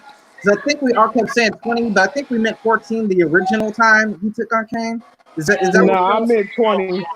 Right. No, I meant 20. I meant 20. I definitely meant 20. And then number 5 is the boiler room. Oh, wait. No, I didn't. It's the Hell in the Cell. Next is the boiler room. Oh no, next is Edge. Yeah. What Hell in the Cell? The next. 5 was Mankind, King of the Ring, Hell in the Cell, and then 6 was Edge, WrestleMania. I really can't be mad at the list. Like our list or that list is damn near close. That is very true. You know what Yeah, I'm saying? it Like ain't I can't really like that's what I'm saying. Like if we really are to really switch anything, I will agree with Corey and go with the HBK joint. Like that is really his most memorable match out of all the ones that we're talking about. Like out of the last matches that we were talking about, that one is his most memorable because it was the first. Honestly, to me, not to go off tangent, but that's why I kind of like Omega versus Okada, the first one the most. It was the first. You know what I'm saying? It was at the biggest stage out of all of them. And it was when Kenny was at like just one. He was like at the height, you know what I'm saying? Where did the fuck this nigga get Okada from? I appreciate that. Yeah, get Okada out of here. I was waiting for Frass to kick this nigga out. This nigga was plotting the whole time, bro. This nigga was sitting there plotting the whole time.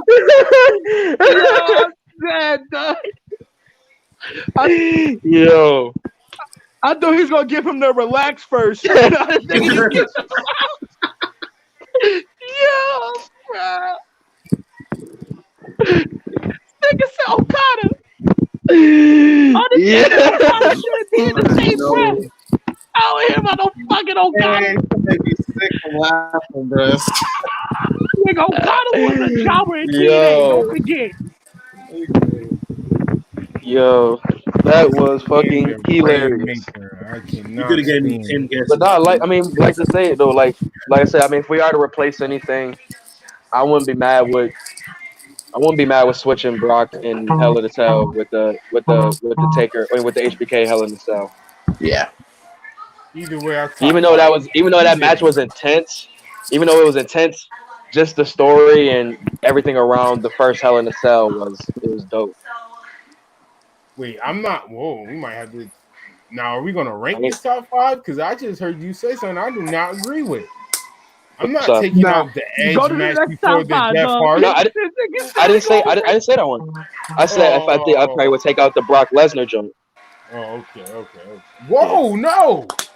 Whoa, no. Over the first Hell in the Cell? Over the first Hell in the Cell? No. I removed Jeff Hardy before I removed that Hell in the Cell match. Oh, I ain't mad at that either. I'm not mad at that either. Take out Jeff Hardy's shining moment. We gonna take out his No, but the thing is though, I'm telling you, you take out. I'm sick of you niggas. We gonna take out Jeff Hardy's shining moment.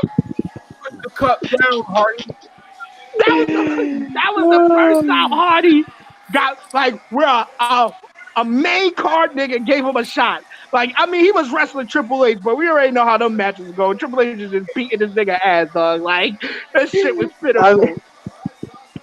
All I'm saying is, bro, all I'm saying is, like I said earlier, man, if you take out that chair shot with Jeff climbing up that ladder, and that chair shot was like the nail in the coffin, and it just made you you know what I'm saying? And that's where you really had that feeling for Jeff Hardy, you know what I'm saying? But I think if you take away that chair shot, you know what I'm saying? But I don't know. It away. That's what made the match. I'm gonna have to get straight to it. Hold up. No, let's get to the main topic. Is this the main event last ride? No. If Old Bird could come back and pit out shitty matches. One by one, so we're not speaking over each other. Start off, Corey, as usual. Is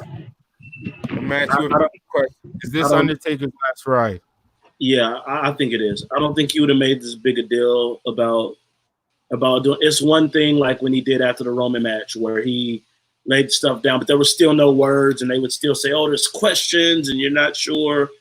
He made it very clear this was his last one. He's got nothing left to prove. He ain't had nothing to prove in like 10, 15 years.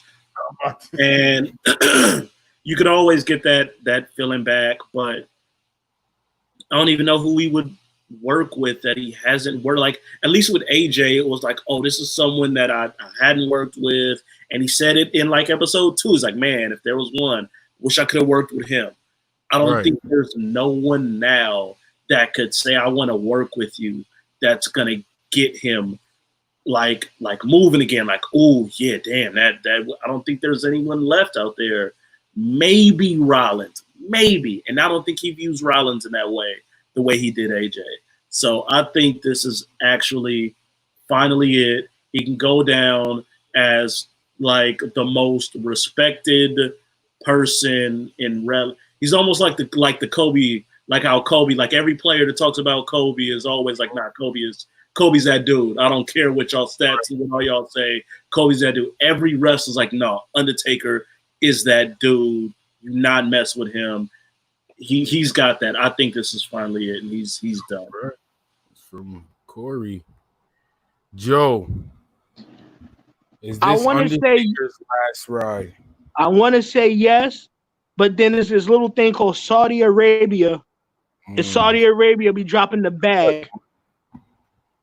They drop that bag, bro. You wrestle one match, 2-3 million in your pocket. You just gotta show up, like Oberg did. Let's keep it G. Spare 1, 2, 3. Pay when me. You're up bags. You don't even gotta get. He could be in a tag match with somebody. Take the tag, one boot, tombstone, 1, 2, 3. It's not like. All I'm saying, bro, is the bag talks, bro. If Ric Flair was out here wrestling for years, though, retired, came one back, of the best retirement situations ever. And went back to wrestle for another company. Bro, I think this whole shit's a work because of the Jordan documentary. I felt like they was like, might be on the same page or something here, Joe, for the first I think it's a time. work. I think, yo, bro, it's shock value, bro. Like, oh, Taker's retired. Bro, Taker got to retire in the ring, bro. There's like you on a WWE network podcast or fucking documentary, bro. That's not how Taker goes out. You got to go out. I ain't going to cut you off. I'm just going to keep it moving, Joe. I'll be back. I got you. We're going to continue on what you talking about. Damn, I agree with Joe, man. Shit. I didn't even mean to let him get in the bag like that. He was doing too much. I didn't take that into consideration, but once he brought up the money, dog, blood money. Got a good point, man. And I got another reason why. I'm gonna debate people part of seeing the documentary and Taker's passion. I'm gonna get into that. So are you agreeing this is not his last ride? You concur with Joe? Yeah, I agree with Joe. He a money whore. All right. Money whore. Ari, is this Taker's last ride? Yes, man. And after hearing everybody else, I think you got to think about it, man. Unlike Goldberg or these other guys, he's been at this consistently year after year after year after year. Before Goldberg and after Goldberg, his body has been through things that a lot of these wrestlers who pick up their things, leave and come back hasn't been through. You know what I'm saying? You just talked about earlier concussions in the ring with Brock Lesnar. We talk about, you know what I'm saying? I think he had something with his leg. You know what I'm saying? We seen him on a whole cane. You know what I'm saying? This dude's body is literally tearing down. Like, he has a family. Like, you know what I'm saying? I think that's things as a man you have to take into consideration.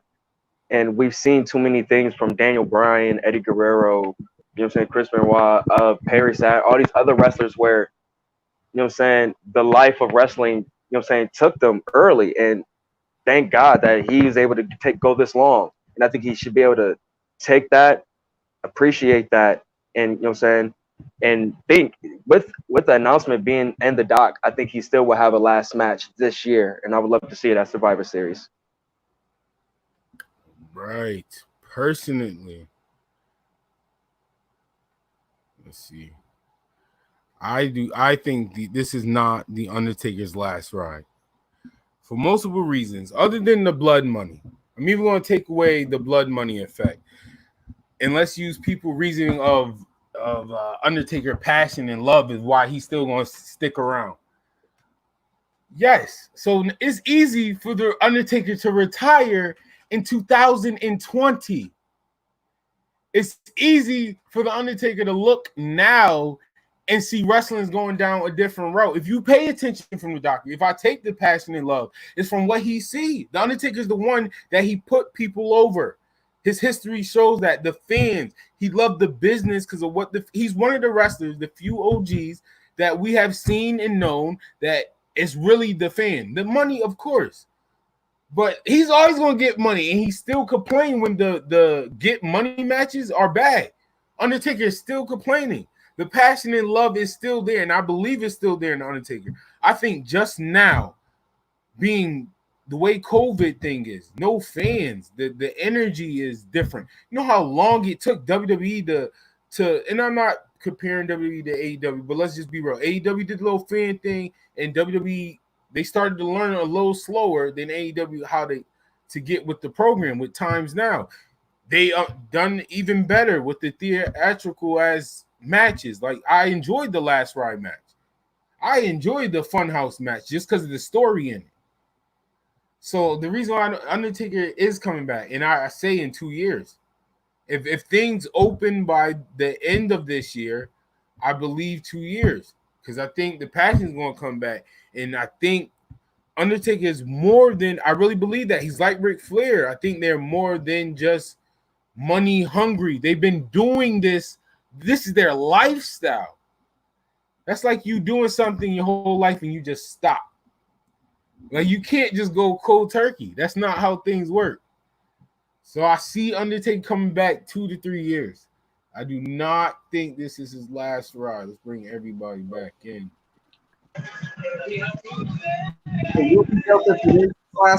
Just for AJ Styles to be the person who say he got the last. And I'm even going to go this far. And this is recorded. This is live. This is saved on Fresh and Frost TV. I know what's happening. I seen it, and I'm even seeing some of the stories. I still honestly believe. I believe it will happen. I still think, and this is not me being a fan, because I kind of don't want to see it, but the fan part of me gets to see this out. I think Sting and Undertaker will still happen. Against who? I think Sting and the Undertaker still happen. That should be. That'd be the and I believe now. This is go off for Joe. This is the works part. This is when I think the work is being played, because if you realize everybody, their major highlight that I've seen and read is the whole talking about why it's the last match, and that's pretty much saying why he wouldn't go one-on-one with Sting. And then the rumor mill is gas of, oh, there's somebody in Taker Air not to go against Sting. I still think it's going to happen. I really believe it's going to happen. And this is coming from a fan that low-key never wanted to see it. I'm just going to be real with you. I get the nostalgia. I get the hype. And I still want to see it now, though, because of it's a dream match in a way. Even though if you're not a fan of it, it's still on that dream match list. It's WCW Sting, and you got WWE Undertaker, the both of the dark type crow gothic going one-on-one. But I think it's gonna happen in 2 years, 2 to 3 years. Nah, 2 years is too long, bro. Maybe this year's Mania. Wait, hold up. The Undertaker is just now retiring, and y'all gonna tell me like it sounds crazy for him to wrestle an extra 2 years? 2 years of sitting down as an old man is different. Okay, Joe, let me ask you this, because I don't think it's going to happen next year. So you don't think in 2 years the blood money won't be back? You just said the Undertaker will come back for Saudi. You don't think they ain't going back to Saudi in two? Ooh, I almost got my Frass Heenan back. So you saying that match would happen at a Saudi Mania? instead of, so that would be a Saudi Mania match. That wouldn't be a, an American match, is what you're pretty much saying. I mean, I still think it can happen on the big stage, but yeah, it can happen for the bread and the passion. Even though I think it's for the bread, I'm telling you, I personally think that Undertaker is one in the category of Ric Flair. I believe Ric Flair just wasn't doing that for money. I really believe wrestling was a drug to him, like legit. No, Ric Flair had bills too, though. He definitely had a lot. Yeah, Ric Flair had to get to that bag. That's what I'm saying. Like, that nigga was flying too much. Unlike Taker doesn't really have. Taker don't really have a lot of those outside issues like a lot of these other guys have. You know what I'm saying? He literally has wrestler. He goes through like you really think about it. I always think when I think of that movie, The Wrestler, I think of guys like Taker. You know what I'm saying? Not the bad shit. You know what I'm saying? But like literal the in-ring shit, like the toll on the body. You know what I'm saying? The business of it. And after a while, like I think that shit really takes a toll on you. And like I said, I think he wasn't comfortable enough to say that he wanted to retire those other years because, you know what I'm saying, I think he wanted to see if he could do whatever he wanted to do with little, you know what I'm saying, loose ends here or try a, you know what I'm saying, with an up-and-coming guy here, like with the AJ match like that or the end of an era match. And this is exactly why it goes back to my point.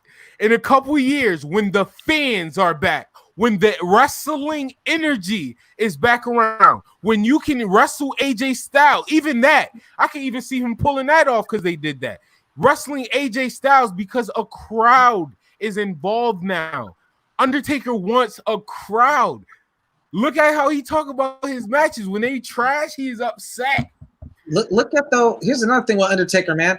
Undertaker, for as long as he's been in the game, man, Undertaker has a clean rap sheet. He's like LeBron James, bro. Like, you cannot find nothing bad on this man, man. There's not one person bad on this dude, man. Like, I'm telling you, that's what I'm saying.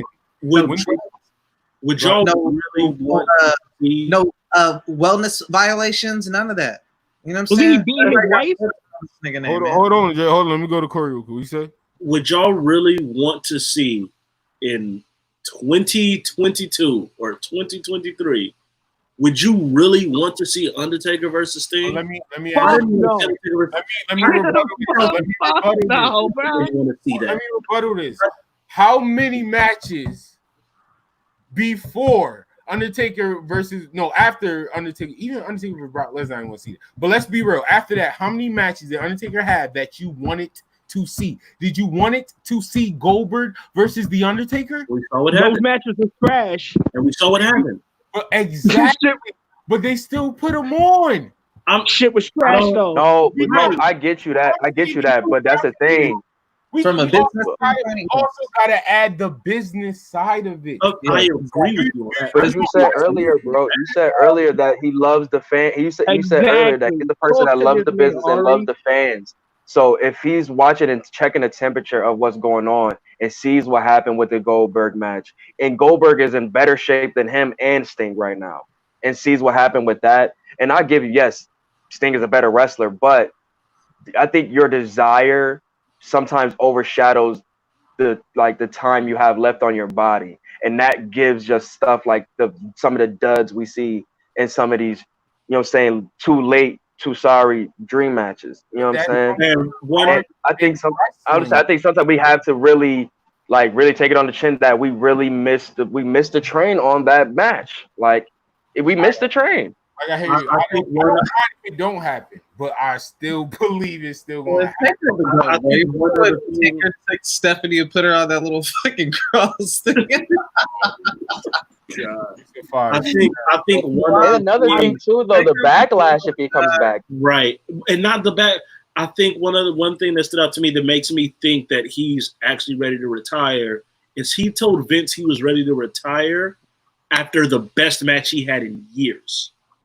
He didn't say I had nothing left after the Goldberg match. He didn't say it after the other Saudi matches. He put on a great match, looked better than he has in years, and went straight to Vince after and said, "I got nothing left." And Are Vince we really gonna call that a match though? What? We gonna call that a match? It's a tag team match. What I'm saying after that tag match, he went to Vince and said, "I got nothing left." Oh, okay, You're no, that's talking my about the fault. Joe him versus DX, right? Yeah. After the versus Shane and no, I'm saying after the him and Roman versus Shane and Drew. Okay. I know. I thought you were talking about the AJ Styles match. That's my fault. Oh no, yeah, that was a goodie. That was a goodie. They did. You did well in that. In Gorilla Inside, I got nothing left. So it's not like it was like, oh crap, I need like after a great match, and I finally got his great match. Like, yo, I finally got the one. Right. Like I can go out in the sunset and not be like, damn, my last match almost died because Goldberg concussed himself on a damn. Like, no, my last match was a one-of-a-kind cinematic match that hadn't been done ever. Nothing had been done like that. That's my last match. I think he can go away with it. I think that's some people say Matt Hardy final edition and all that. I'm just mad about one part about that match, bro. If he knew that was gonna be his last match, bro, why not help the next superstar? You know what I mean? Like that would have pushed AJ to the moon, bro. I'm willing to bet AJ wouldn't let him. I'm willing to bet AJ was like, hell no, you're not beating me. Hell no, you're beating me. That could be like Edge. Wasn't there a story that Edge was supposed to beat Taker and Edge backed out? It's twice. I think Roman wanted him to beat him also. Yeah. People had too much respect to take that away from him. Right. Okay, then that's son. Okay, I get that. So it's been cases where it's like, yo, he was okay with a person taking that torch, or just like that being that final moment. But I think what you guys are talking about is more so, like you said, the money hungry side and what if this happens? Well, let's just call him up and see what he thinks. You know what I'm saying, and throw that money at him. You know what I'm saying? But sometimes I think as Taker, he's been in it so long, he should know. I think Taker has that integrity as a man to know, you know what I'm saying, I don't need this. You know what I'm saying? Like, I got bread. You know what I'm saying? I got bread. Like, yo, as long as Taker's been doing this, he should have like bread to be good with. Don't forget he went broke after his divorce with with old girl. Before he married, she took that back from him, bro. But I'm amazing. You probably a lot of money who burned through that shit so quick, bro. Michelle's probably getting some kind of Legends deal from WWE too, right? Yeah, she getting a Legends deal, right? It's called Undertaker's Paycheck. They brought Michelle McCool back in that Rumble and had her looking like Lady Undertaker. She was throwing out girls left and right in that damn Royal Rumble. They treat Michelle good. I don't think. And again, who's he coming back for? Like he said, I was done. Rollins, but it was me personally. I think with Rollins with this whole mythical god shit he going right now, bro. Give Rollins. I like let that be with Aleister Black, bro. Use that. Let that. Like, you don't have to bring Taker back for this. As I'm saying, you got guys like y'all rebuttaling yourselves right now. Aleister Black, Seth Rollins. Y'all damn near about to book how it should go. Let me tell you. No, that's not what I'm saying, though, bro. That's not what I'm saying. I'm saying no. I'm not saying. I'm saying don't call him. Don't call him for this stuff, bro. Because back in 2 years, take a whole new generation of how Undertaker looks. Managers are coming back. What the hell? Like characters. What? The Fiend, Aleister Black, like shit like that. Those are characters they trying to still get over. Is Aleister Black considered a character still? Like when he been? He's not. I see I'm what you're saying. By the time the fans get back, Karrion Kross is gonna be that nigga, man. Karrion Kross the Taker, man. That nigga's promos, bro. Karrion Kross, Killer Kross. Oh, right now, why can't y'all let these dudes build their own? Like, let these dudes build their stuff, man. Like I'm saying, these guys. That's what I'm saying. These guys, I get it. Trust me, like Frass, I get it. They're in that light, so it's like, yeah, let's see him do that. But why? You know what I'm saying? Like, why we have to bring this old guy back for just so these young guys we know are very talented have to prove it to Taker? Why? I mean, like Taker probably understands that already. You know what I'm saying? You don't have to keep bringing them back. Validation. Just to what you said. We didn't want to see Hulk Hogan come back in 2002, 2003 to keep it a buck. Nigga was old as shit, bro. But whole title run. But he put on. You know what I'm saying? We didn't want to see Hulk Hogan in 2002. No, hear me out. This dear Patriot put on to you. No. Listen. From a great We got conversation. a fire match. Brock Lesnar. Hold on. Brock Lesnar destroying that man and wiping his blood on his chest is putting on to you. Edge and Shawn Michaels. Besides Shawn Michaels doing knowing all the background shit with the whole Shawn Michaels match, that's putting on to you. Listen. I'm just saying, from the point of view of it helped the business side. We didn't. Did you really want to see Hulk Hogan in 2002? But bro. I was fine with him and Rock. That was good. I was fine with that. Yeah, that was their moment. That was it. That was good with that. Fans, there are other age groups and everything. You're not. I'm thinking about the WWE universe. I'm thinking about that. That's how I'm looking at it. The Undertaker will always, and like I said, Undertaker's not in my top 5. I kid you not. I'm not staying not in my top 5. He's not in my top 10, to be honest.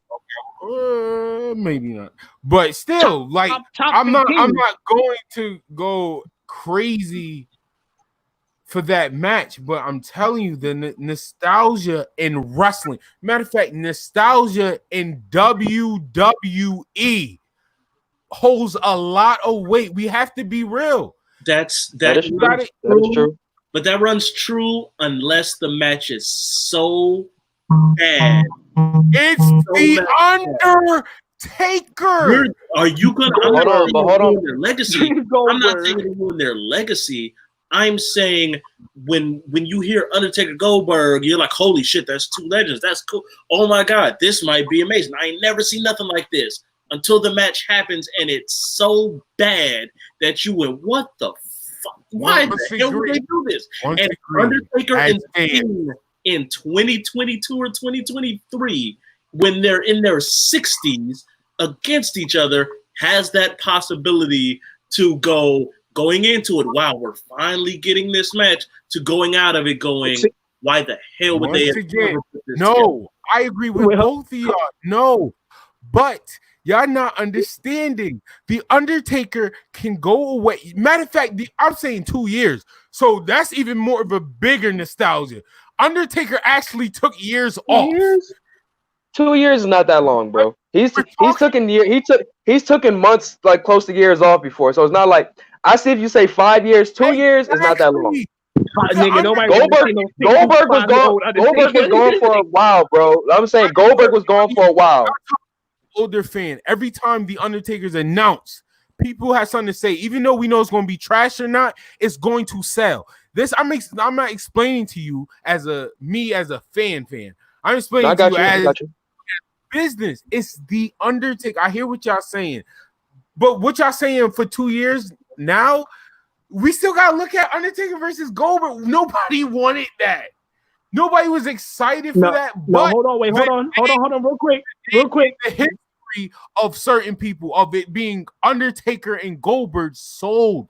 Nobody thought it was going to be the greatest match ever. Nowhere near. The only reason why that match did, American fan base, we trash that shit. We was like, what the fuck is this shit, bro? That nostalgia you talking about, there was bro, remember, Saudi Arabia wanted that match. They was like, if you could get this match, we want that. Because they don't care. It's like how we like wrestling in America, they don't see wrestling like that in Saudi Arabia, bro. Like, basically, like what Frass is saying, they saw the icon. They was like, oh shit, that's Undertaker, bro. You know what? This is how I do it. 2 years, Undertaker don't show up. Nothing has happened. Seth Rollins, AJ Styles, world title match. Curb sump AJ Styles, Seth Rollins with the title. Lights go off. Gong. The fucking crowd is going to go crazy. If it's 2 years I'm not disputing that. I'm not disputing that. I'm not disputing that. In a dong. Oh shit! I'm not disputing that, bro. Seth Rollins. But that's I'm what not I'm disputing saying. that. That's But think about this though. Think about you do that, but once you start that, that's just like every battle rapper saying they retire. Once you start it and then you keep recanting it, you diminish it every time that once you do it, like, you know what I'm saying? I feel like you say you retire, you come back and you have a bad match. That's one notch taken away from your legacy. That's already fucking it up already. And then you go retire. You say you want to come back because you want to clean up the last one, and that's not good because your body's getting older, and more and more these matches are starting to look like Undertaker versus Goldberg. You know what I'm saying?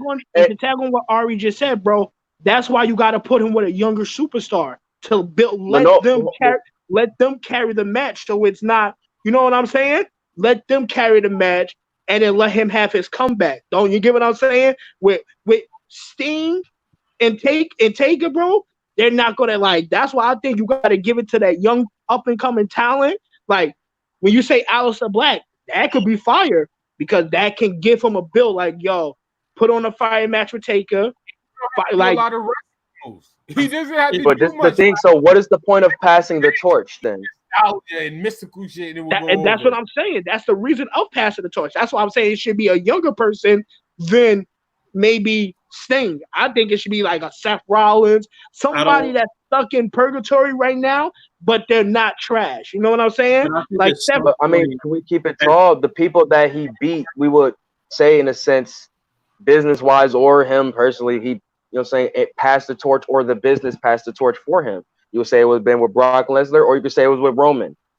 Now, with that saying, why can't now their battle should be, so once you get up to that stage of, you know what I'm saying, wherever you want to fill the top tier, you go up against a Roman or a Brock Lesnar. Now, if you beat that person, now you're, you know what I'm saying, we shouldn't have to keep bringing guys back to do that validation. Whatever person they have to give their validation to should be that next person for the young guys to go get their validation from. That's why we should be passing the torch. You know what I'm saying? It's for that next crop of guys. We shouldn't pass the torch and say, well, hey, just because this guy is, well, I'm gonna give it back to you. Nah, we can't keep doing that. You know what I'm saying? Once that torch is passed, once they go, we gotta let the next crop of guys do it. That Taker retired. Who would you say is the torch retired? I would say personally. Now I don't know about him, but the way they're building Bray, I would say him. You know what I'm saying? You have Roman. Randy, like you're gonna skip over Randy like that class and just go straight to but Randy's a little different because I feel like with Randy, he's like, I don't know, man. He's a different case, dude. Like Randy's a weird ass motherfucker, bro. I can't read that motherfucker, bro. I can't. I'm gonna keep it tall with you. I can't read that dude, bro. If anybody else could get y'all verdict on him, I can't read that dude. I don't know if he be wanting to help niggas or if he be wanting to bury dudes. Like I don't know what would be his case at times, bro. Like I don't know if he wants to bury NXT or help NXT right now. Like I don't know. Like so like. I'm here for him versus Ciampa. That's a good.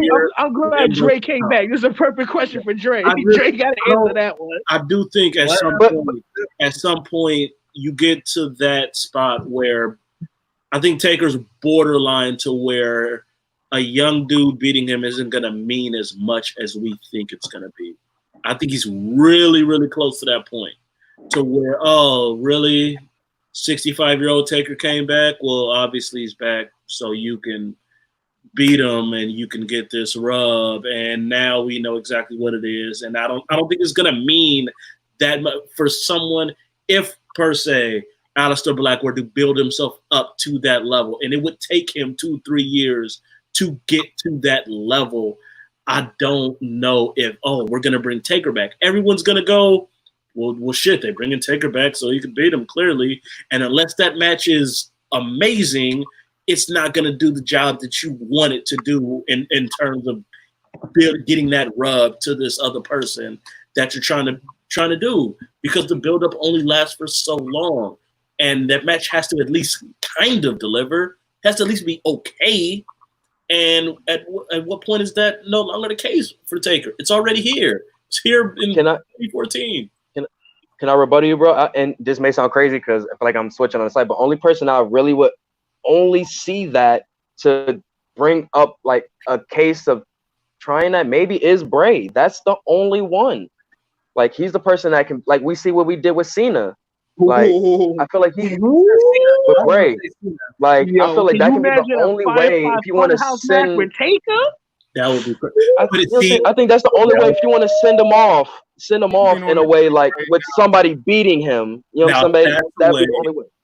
With the Funhouse where it's edited and cut, that And is it's final. Yo, Ari, you might be on there cutting there, Chief. Yo, Ari, you might be on Y'all know I put my writer hat on some days. I know I put my writer hats on some days. Yo, can you imagine him going through the phases of Taker, the badass, the ministry, bro? Yo, bro, just yo. Yes. Hopefully we get the same cast. This is Frass Heenan Show. Giving the Deadman his flowers. We're gonna need part 2. Shout out to Corey, Joe, Dre from Top Shelf TV, Ari, Dustin, and DeAndre. We are tuning in tomorrow, where we're gonna book tomorrow. The Frass Heenan Show, we're gonna be booking. We're gonna be booking the Taker's career, how his streak should have ended, how Kane should have debuted with the Undertaker. Maybe somebody has a different route. But tomorrow's show will be about booking, all booking. Everybody put your writer's cap on, turn my mic up, sit back, and you know the word, relax.